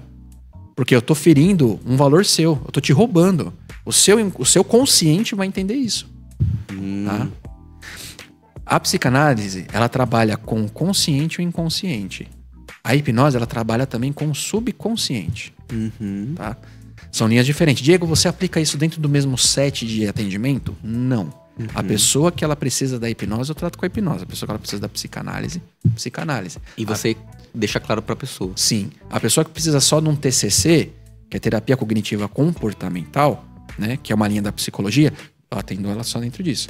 Eu não misturo, porque senão vira realmente um salseiro e a pessoa ela sai pior do que corrigida ali o que ela precisa. Tá? A hipnose também, ela foi muito usada dentro de centros religiosos. Geral. Sim. Tá? Sincretista, católica e evangélica. A gente não pode citar nomes, né, das ordens religiosas, mas tem muita que ela usa ali, né, uma técnica ali de efeito rápido. Uau. Para você ter o acesso a uma cura imediata, por exemplo. Um exemplo, tem ordens ali que faz ali de rápido para tirar um vício. Dá. Tem pessoas que ela tem o sugestionamento muito mais fácil de acesso, você consegue fazer ela parar de sentir vontade de beber álcool na hora. Você implanta uma chave que a gente fala ali na pessoa. Como é que é? Tipo, é possível ajudar uma pessoa, um adicto, uma pessoa que tem um vício, sim. Um vício. Sim. Por meio da hipnose? Sim. Ó, olha o grau do poder da hipnose, tá? Quando Freud conheceu a hipnose, ele conheceu através de um amigo dele chamado Charcot. Sim. Charcot, ele era um cirurgião, né, do Hospital de Saint-Pétrière, na França. Até hoje, a hipnose é utilizada para fazer cirurgias em pessoas que não têm sensibilidade ou que têm algum tipo de alergia à vacina. À vacina não, à anestesia. Uau! Então é usado muito em consultório odontológico para extração de dentes, cirurgias bucais. Foi utilizado, e isso tá até no livro do Guinness, né? E de histórias assim, que foi feita uma cirurgia de coração através da hipnose, sem utilização de anestesia. E isso a gente está falando ali do século XIX e século XX, onde as anestesias não eram que nem hoje, ainda por cima. E é utilizado até hoje, mano. Então o poder da sugestão, Se ela for usada do jeito ruim, sim, ela pode ter influência espiritual. Isso se a pessoa também permitir ser sugestionada também. Exatamente. Né? Um exemplo. Diego, você viu isso dentro de quando você frequentava as partes espirituais? Sim. Diego, você já viu isso dentro da igreja? Sim. Uau. Eu já vi pessoa que não estava recebendo nada do Espírito Santo sentir vontade até de subir na pilastra da igreja. Uhum. Você vê que aquilo não é espiritual. Você vê que aquilo é sugestionado. Uau. Tá? Acontece. Acontece dentro de igrejas grandes? Acontece. Né? Existe uma técnica chamada toque de Charcot. Muitas pessoas me perguntam: Diego, então aquilo lá que o pastor chega às vezes só encosta na pessoa é mentira? Alguns casos, sim. Você consegue ver no pastor que aquilo é mentira. Porque ele já está sugestionando desde o início que aquilo vai acontecer. Uau. Então tem pessoas ali que elas vão estar mais suscetíveis àquilo acontecer. Como também, um exemplo que aconteceu comigo lá no Cifam. Né? Uma conferência, né? Exatamente, uma conferência que nós fomos. Gente, eu não sou fácil hipnotizável. Não sou. Por quê? Porque eu já conheço as técnicas. Meu cérebro ele já é calejado. Calejado. Vamos dizer assim. E lá aconteceu algo que foi, assim, fora da caixinha pra mim. O Todd White, né? Ele fez ali o Corredor de Fogo, que foi a primeira vez que ele fez isso no Brasil. Ele até falou lá. Foi a primeira vez e foi nesse encontro. E ali, quando eu cheguei perto dele, gente, e foi incrível, porque assim, o Todd White é um ponto do testemunho, O Todd White não fala português, né? É verdade? Como que eu entendi ele falando que eu estava recebendo uma porção dele? Caramba. Eu não falo inglês, gente. Eu não falo inglês. Como é que aconteceu isso? Na hora que tava entrando no corredor de fogo ali, no corredor, chegando perto você já sente um calor que é fora do normal, né? E eu chegando perto, eu não consegui reparar, assim, especificamente, mas eu só via que ele encostava nas pessoas e transferia essa unção. Quando eu cheguei perto dele, ele me segurou por aqui e ele falou comigo. E eu entendi perfeitamente ele falando: receba uma porção do que eu estou transferindo para você. Uau. E nessa hora, como se tivesse desligado o disjuntor. Desligou o disjuntor. Se apagou. Apaguei. O shutdown. Eu fui parar lá no canto do altar, lá do outro lado. Não sei nem como que me carregar, porque, gente, eu peso 104 quilos. Eu não sou levinho, não. Fui parar lá do outro lado. Imagina ainda relaxado, né? Uhum. Diego, acontece isso na hipnose? Acontece. Só que eu não sou hipnotizável dessa forma.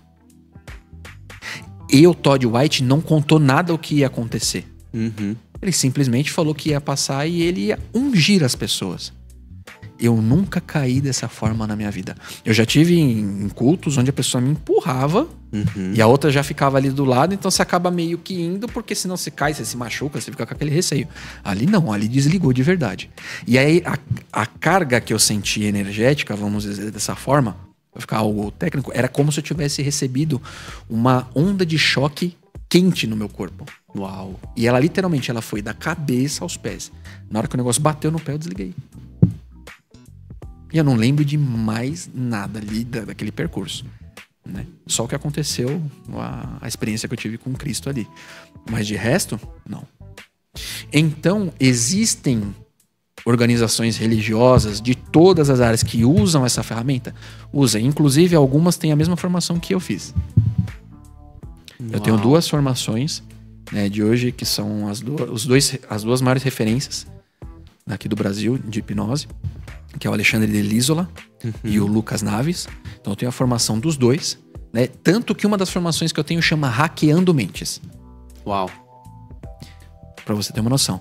Que são técnicas para você conseguir hipnotizar uma pessoa de olhos abertos. Caramba. Então você tá ali, você tá sugestionando a pessoa de olhos abertos. Você vai direcionando a pessoa para isso. Para quê? Porque dentro da terapia tem pessoas que ela não consegue ser hipnotizada naquele nível de consciência que é necessário. Então você acessa as pastas dela do passado, de traumas, as coisas, com ela consciente. Você direciona ela aqui, então ela fica sugestionável. Mas em que ponto? O corpo dela relaxa, porém ela tá aqui, ó, relaxado, confiante em você e entregando as coisas para que você consiga fazer ela visualizar, ressignificar. Então é dentro disso, tá? Hipnose, então, ela pode ser usada no âmbito espiritual? Pode. Ela pode. Não deve, mas pode. Em que circunstâncias ela pode acontecer? Em pessoas que já vivem dentro disso. E ela já tem uma autossugestão muito sensível para isso. Então, um exemplo. Diego me fala sobre regressão, que é muito usado na hipnose, certo? O que é usada a regressão na hipnose? Se a pessoa ela acha que ela viveu outras vidas, a memória dela, porque nossa memória são fragmentos de realidade. Certo? Existem os pontos traumáticos que são reais, porém, muitas vezes nos contextos laterais, como a gente costuma falar, ela fragmenta coisas que foram acontecendo. E ela cria ali uma realidade. Então, por isso que é comprovado que a memória ela nem sempre é 100% fidedigna com o que aconteceu. Sim. Só os pontos traumáticos. Sim. Tá? Então, quando a gente acessa essas memórias, na hipnose a gente consegue o quê? Direcionar para o ponto real. O trauma real. Se a pessoa ela acredita em outras vidas, quando ela aciona essa regressão ali do trauma, ela pode achar que esse trauma aconteceu tipo no tempo medieval. Foi sugestionado. É uma autossugestão. É uma autossugestão. Fragmento. Exatamente. Às vezes ela assistiu um filme que aconteceu no mesmo dia daquele trauma. Entendeu? Cara, eu li uma matéria exatamente sobre isso. Que um grupo de pessoas, para falar sobre memória, um grupo de pessoas foi colocada, sugestionada com imagens de locais famosos e locais que não são famosos, né? Sim. Esquinas de ruas e etc, de lugares em que a pessoa nunca esteve. E aí eles perguntavam para a pessoa, depois de um tempo, perguntava para a pessoa: você já esteve nesse lugar? E mostrava uma foto de um ângulo um pouquinho diferente. E uma maioria considerável das pessoas, assim, 60%, 70%, falou que já esteve naquele lugar. Então, eu me lembro desse lugar. Só que ela se lembra da imagem. Sim. Sabe? E ela criou dentro dela uma memória, uma lembrança, um fragmento de memória, como se ela tivesse estado lá. Mas ela, num formulário anterior, confirmou que nunca esteve, nunca viajou para tal lugar. Sim. Sabe? Então, olha como é que é sugestionável, né? Exatamente. Um exemplo, a primeira vez por que eu me interessei pela hipnose? Porque com 16 anos, por conta de alguns problemas, eu passei por um processo de hipnose. Com uma profissional que ela era psicóloga também. E qual que foi o interessante ali? No processo de regressão naquela época, eu fui para um tempo medieval, por exemplo. E a resolução do problema ali era um problema com meu pai. Certo? Passados-se muitos anos, depois de eu entender o que era hipnose, isso faz acho que uns 5, 6 anos atrás. Não é tanto tempo. Né? É recente até. Eu tava assistindo um filme. E as cenas daquele filme me fez lembrar desse processo que eu passei lá com 16 anos. Era o filme Highlander. Uau! Ou seja, eu devo ter assistido. Em algum momento de alguma coisa que aconteceu, alguma chateação que eu tive, eu linkei aquilo lá com meu pai naquela época. E quando eu fiz a regressão do trauma para entender o que era, eu visualizei eu dentro desse filme. Caramba! Entendeu? Era como se... Aquilo te ajudou?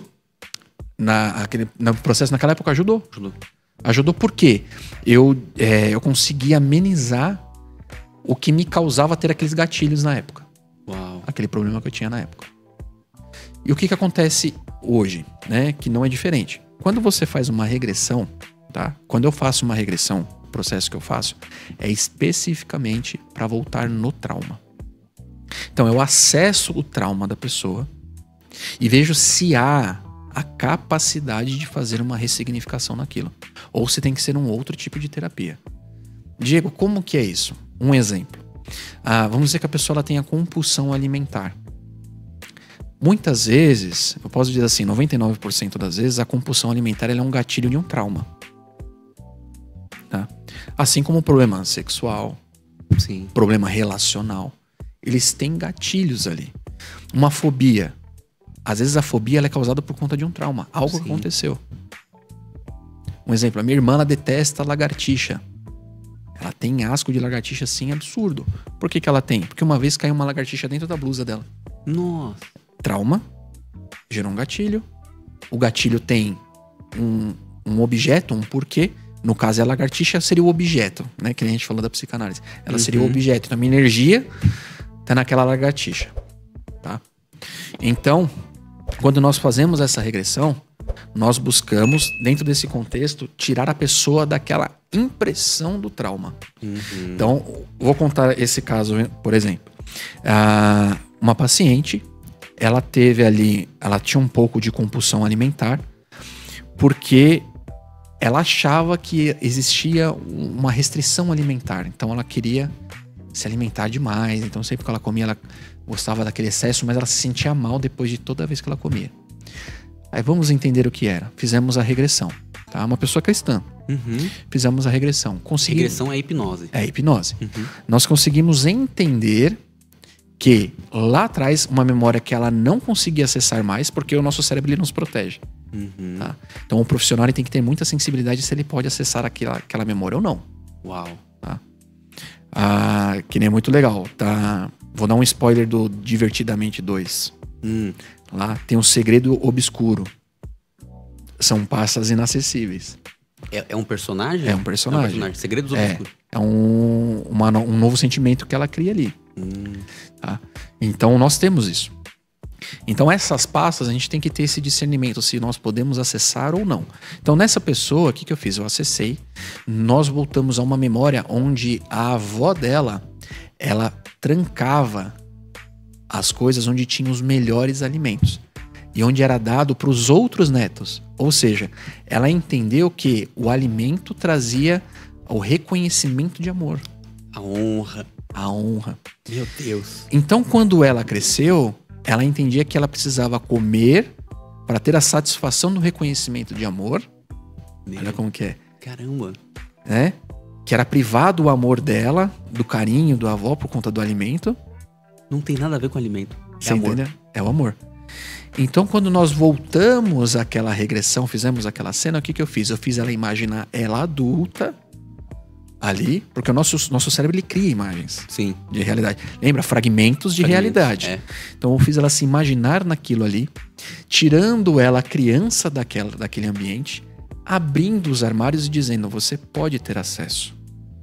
E você não precisa mais desse reconhecimento. Uau. Automaticamente ela gerou perdão para a avó que fazia isso, tá? Que isso realmente era real, a avó fazia isso. Uau. Criava essa restrição. Tirou ela daquela cena, criou um auto perdão, certo? Sim. Ela saindo dali, ela foi fazer um teste. Ela foi fazer um teste. Um teste? Um teste. Teste tipo prova? É. Chegou à noite, ela comprou uma barca de comida japonesa, que geralmente serve de 2 a 3 pessoas. Ela não conseguiu comer 1/3 da barca. Uau. Antes comia... Comia sozinha. 3 barcas. 3 barcas. Aí no dia seguinte, ela foi fazer um novo teste. Ela comprou um marmitex, daqueles barzinhos que vem muita comida. É comida que dá, pra 3 pedreiros comer junto. E bater uma laje depois. Ela não conseguiu comer a quantidade que ela comia. Uau. Leite, ela tomava muito leite, né?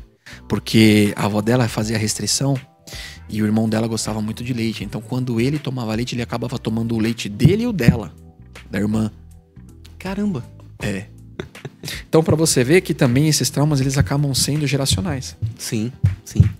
Espelhamento, né? Então, o que aconteceu? Ela comprou e ela não ingeria mais como ela tomava. Então, a hipnose, ela serve pra quê? Pra fazer correções de memória. Eu gosto de falar isso. Você ressignifica aquela memória. Uau. Você pode usar ela pra coisa ruim? Pode. Por isso que eu falo, pesquisa muito bem o profissional que você vai ser atendido. Eu gosto muito de profissional judeu que trabalha com hipnose. É mesmo? É, porque eles são muito profissionais. Eles não vão trazer dentro de um viés um exemplo religioso. Eles vão trabalhar dentro do que realmente é a hipnoterapia. Legal. Pelo menos todos os que eu acompanho. Sim, sim. 100% assim, né? E quando você trabalha com um cristão, ele também não vai fazer isso. Porque ele sabe que não tem âmbito espiritual. É 100% neural. Sim. Ele não tem aquela visão espiritualista. Ele não. tem uma visão um pouco mais Claro que assim, a gente não tá generalizando, né? Sim. Mas é importante, né, Gi? Sim. Falar pro pessoal que é uma tendência. É uma tendência, né? É uma tendência. Diego, você já atendeu pessoas que, um exemplo, na regressão ali de trauma, foi pra uma vida passada, segundo a cabeça dele? Já. Você falou pra ele que ele tava errado? Não. Deixou. O meu objetivo ali como profissional é interpretar o que está acontecendo e dar uma solução para o problema. Sim. Certo? Diego, você já teve alguma manifestação espiritual lá? Eu não. Mas eu conheci profissionais que sim. Uau. Mas por quê? O profissional direcionou e a pessoa já era suscetível. Entendi. Entendeu? A pessoa era do meio, ali, espiritualista, né? Tinha lá, fazia os balacobaco dela. Sim. Certo? E ela foi numa sessão e ela acabou recebendo. Mas por quê? Já existia uma fragilidade. Então, o que agia no corpo daquela pessoa, ele simplesmente foi ali e encheu mais um pouquinho. Na sessão, por quê? Estava suscetível. Diego, você é cristão, tem chance de acontecer? Não. Entendi. Porque um exemplo, eu oro antes de atender um paciente. Eu preparo um ambiente antes de atender. Então, eu já elimino ali qualquer resquício do que pode acontecer. E a pessoa atendida tá de acordo também com você, porque ela é cristã também. Você prefere os cristãos ali. Exatamente. Né? Pra estar naquele mesmo alinhamento de crenças, né? Exatamente. Diego, a hipnose pode não fazer efeito do jeito que você quer, nesse estado, né? Desdeio, você fica ali relaxado? Sim, pode acontecer. Como que a gente trata? Uma terapia olho no olho, faz a regressão ali verbal, conversando, vai fazendo a pessoa conscientemente, tá? Porque a hipnose, ela não te tira a consciência, tá? Ela te deixa sempre consciente. A diferença é que você tá num estado de concentração mais profundo. Entendi. É de um estado de alta concentração. Exatamente. Vamos dizer assim, é uma meditação. Sim. Sabe quando você medita, você tá ali parado, você tá refletindo, aí você tá tendo aquela meditação no que tá acontecendo na circunstância. E você tá ali, como né? se você tivesse entrado na caixinha do nada. É isso. Sim. Né? Só que a gente usa ferramentas para aprofundar ainda mais. Entendi. Entendeu? Existe uma sonorização, que a gente até conversou no podcast anterior sobre ritmos, as coisas que acontecem. É verdade. A gente usa dentro da hipnose frequências bineurais. Explica pra gente o que isso significa. São frequências que ela tem uma gamificação em hertz, que ela estimula, relaxa, né? Ou, vamos dizer assim, desliga o seu consciente. Eu já ouvi falar um pouquinho sobre isso, principalmente com relação a quando o pessoal foi estudar por que o carro, estar dentro do carro, provoca sono para algumas pessoas. Sim. E uma das coisas que eu ouvi, e por que também, por exemplo, que o navio provoca enjoo em muitas pessoas. E uma das coisas que foi dito lá, é que era a frequência média, né, básica do motor do carro é 60 Hz. Sim. É uma frequência que traz relaxamento. Ela é indutiva ao ser humano, né, para relaxar, para trazer sono. Sim. Já a do navio, o motor do navio vibra em 20 Hz. É tão grave, é tão subgrave, que ela chacoalha os órgãos internos. Sim. E aquela vibração nos órgãos contínua vai fazendo com que a pessoa sinta enjoo. Então, é mais ou menos nesse sentido também. Exatamente. Por exemplo, quando você está em 20 Hz, você está como se estivesse extremamente lento. Uau. A sua frequência neural ela está extremamente baixa. Então, você está ali, você não está acompanhando as coisas que estão em volta. Sim. Então, vai dando aquele sintoma vertiginoso. Uau. Quando você está em 40 Hz ali, você está mais aceso aqui, ó. Então, você vai do teta ao gama. Por exemplo, o que é o gama? É a frequência do Hooke, que nem a gente fala. É quando a pessoa ela tá aqui assim, ó. Agitada, tá explosiva. Isso é frequência de som ou frequência das vibrações do cérebro? São os dois.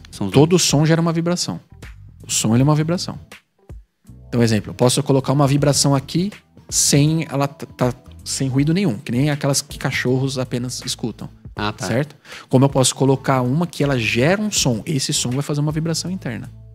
Por isso que a musicalidade ela tem um respaldo para nos dar uma orientação para nos tirar de foco. A gente tem que tomar muito cuidado com o que escuta, com o que fala. Ela mexe bastante com a Ela mente. mexe muito com a mente. Ela sugestiona muito pra mente. Exato. Então, um exemplo de falar, que eu gosto muito de usar e eu sempre repito isso. O nosso corpo, ele é 70% água, certo? Existe um estudo que foi feito por um médico japonês, se não me engano, acho que é Masaru, o nome dele, tá? Se não me falha a memória. Eu sempre esqueço que nome japonês, né? Também pra gravar é difícil. Né? Então, esse médico, o que ele fez? Cientista, né? Ele pegou 3 copos com água, certo? E ele colocou esses 3 copos com águas em paralelo. Ele falava coisas ruins.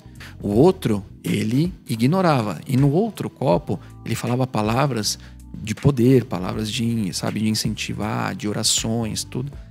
O que aconteceu? O primeiro copo com água, no qual ele falava coisas ruins, essa água morreu. Literalmente, ela morreu. Ela ficou turva. Caramba. Ela morreu. Ela deixou de ter vida. A água que ele ignorava, ela ficou ali meio turva, meio sem vida, mas ainda existia. E a água no qual ele colocava coisas positivas, criaram-se flocos de vida. Essa água tinha algum... Literalmente. Tinha alguma coisa mais ali? Umas proteínas? Não, apenas água. Água normal. Água normal. Água normal. O que eu sempre falo para as pessoas, né? A palavra ela não fala que não é só apenas o que a gente ingere, mas o que sai da nossa boca. Por que a gente tem que tomar cuidado com o que sai da nossa boca? Eu tô falando com você, certo? Vamos puxar para a hipnose e a palavra agora. Sim. Eu tô falando com você. A minha fala tá gerando vibração. Onde ela vibra primeiro? No ouvido. De quem? Do meu, que eu sou ouvinte. Não. Primeiro tá vibrando em mim. Ah, tá. O som ele está saindo daqui. Sim, chega mais... Automaticamente, primeiro ele vai fazer toda a vibração, toda a energia da fala vem primeiro para mim, certo? Entendi. Se eu sou uma pessoa negativa, se eu falo coisas ruins, se eu desejo mal pro próximo, qual água tá sendo afetada primeiro? Ah, nossa. A da pessoa que tá falando. A própria. Ou seja, dentro do estudo que esse cientista fez, ele provou que se eu falo pra água coisas positivas, ela cria vida. Se eu falo coisas negativas, ela cria a morte. E nosso corpo é 70% água. O que tá acontecendo com a gente? A gente tá sendo influenciado, cara. Entendeu? E Provérbios fala sobre isso, né? Ele fala assim, o poder da vida está na língua, né? A vida e a morte está no poder da língua. Quem se utiliza bem dela, do seu fruto colherá. Exatamente. Né? Você vê, a ciência provando a palavra mais uma vez. Ou verificando que a palavra tá certa, né? Só dando ali é verdade. É verdade. Né? Então, não é uma teoria. É uma verdade. É algo científico comprovado. Então, até nesse ponto, a terapia ela nos ajuda. Por quê? Sabe que têm baixo senso de merecimento, que é o que a gente estava falando, que as pessoas misturam, né? O merecimento da salvação com o merecimento das coisas de cá. Que você tem que lutar para conquistar tudo tal, debaixo da vontade de Deus sempre, né? Mas as pessoas misturam. Então, quando a pessoa ela começa a falar, eu não mereço a salvação, não mesmo. Isso daí pertence a Cristo. Agora, você falar, eu não mereço ter um bom carro. Eu não mereço ter um bom salário. Eu não mereço isso. Eu sou aquilo. É porque minha mãe falou. É porque meu pai... Se você não começar a lutar contra isso e entender as ferramentas para sair disso, o que vai acontecer com a tua vida? Você acredita de que não só as palavras, mas também os pensamentos podem influenciar essa água interior nossa? Sim. Mesmo sem a pessoa verbalizar? Sim. Os pensamentos têm esse poder também? Tem. Por quê? Já foi comprovado que o nosso cérebro, ele emana ondas elétricas. Então, tudo que emana onda gera uma vibração, certo? Ondas bineurais são ondas como se fossem magnéticas, elétricas ali. Elas saem do cérebro. Elas vão pro mundo exterior. Por isso que uma tomografia ela consegue pegar, né?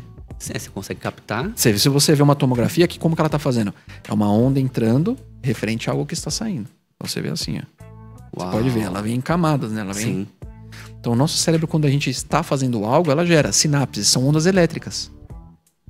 São ondas de choque elétricas. Quando a gente come um açúcar, por exemplo, que a dopamina ela está sendo liberada ali no cérebro, o cérebro ele tem uma explosão de energia lá dentro. Sim.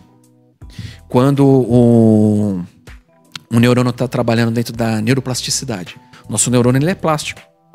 Ele busca se reanimar. Então, quando ele está buscando um outro neurônio ali para continuar ligado, na hora que ele transmite essa ligação, é uma onda elétrica. Então, tudo sai. É verdade. Então, nossos pensamentos, né? A palavra fala no nosso coração. A nossa boca fala do que está cheio o coração. Certo? O nosso coração, ele também tem um cérebro dentro dele. Ele tem um neurônio específico que liga direto com o sistema nervoso. É o único órgão que ele tem um neurônio ligado com o cérebro. Uau. Por isso que Deus fala.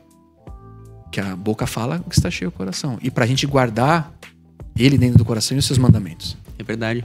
Entendeu? Eu li isso daí, acho que recentemente também. Você falou e eu também vi numa notícia, né? Que o coração, ele é afetado pelo que você tá pensando, por causa dessa conexão que ele tem, né? Essa conexão neuronal também tem essa conexão.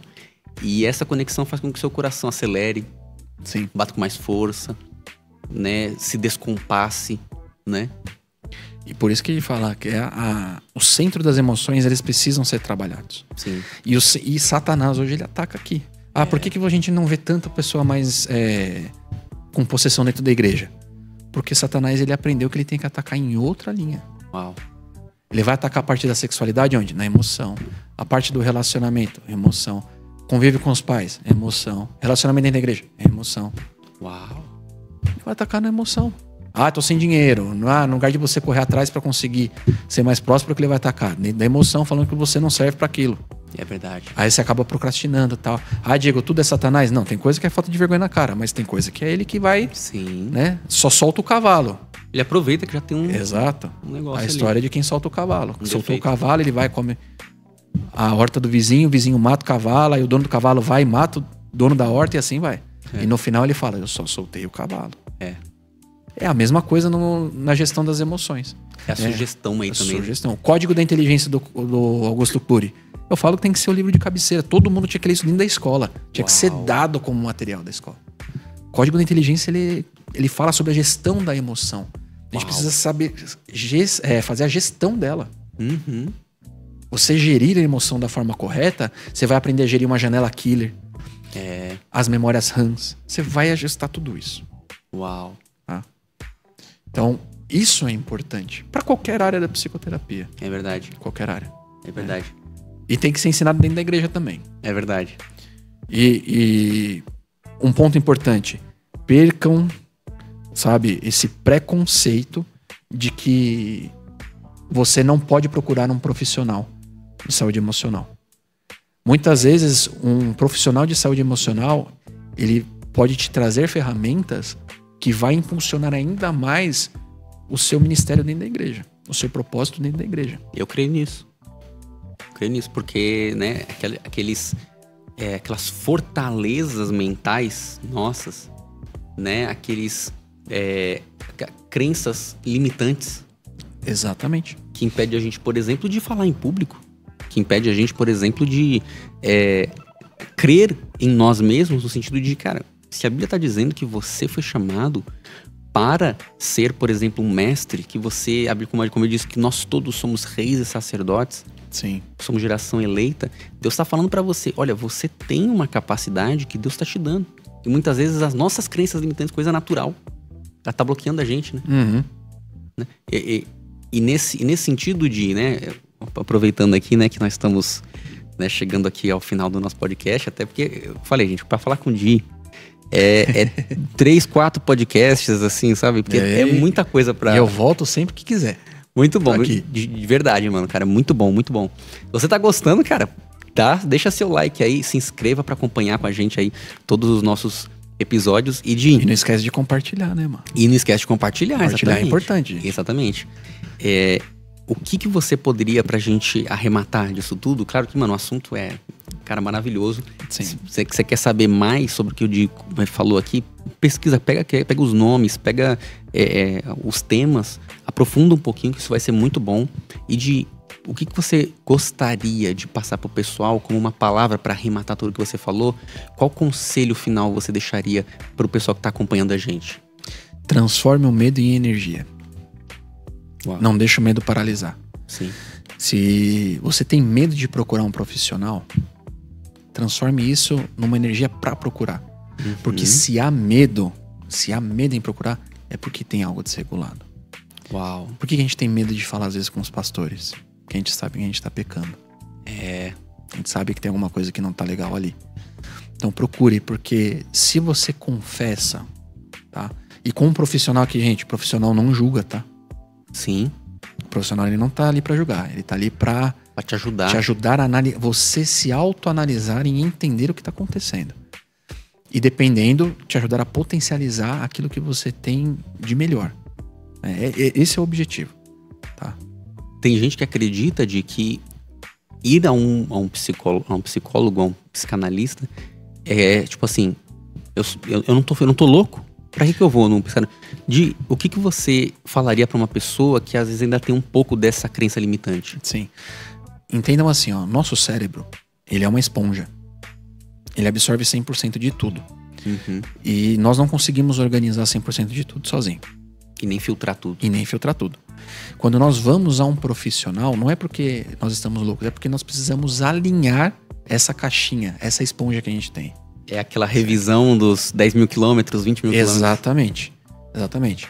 Um exemplo, eu não faço uso de medicamento pra nada. Hoje, antes eu descontava na comida, viu, gente? Bem verdadeiro isso. Hoje eu busco o quê? Através de leitura. Uau. E é muito bom. Aprendi. Se eu não estivesse numa terapia, eu não conseguia adaptar isso. Você aprendeu na terapia? Na terapia. Através do treino. Sim. Né? Treinando, fazendo musculação, fazendo exercício. Tal, cozinhando.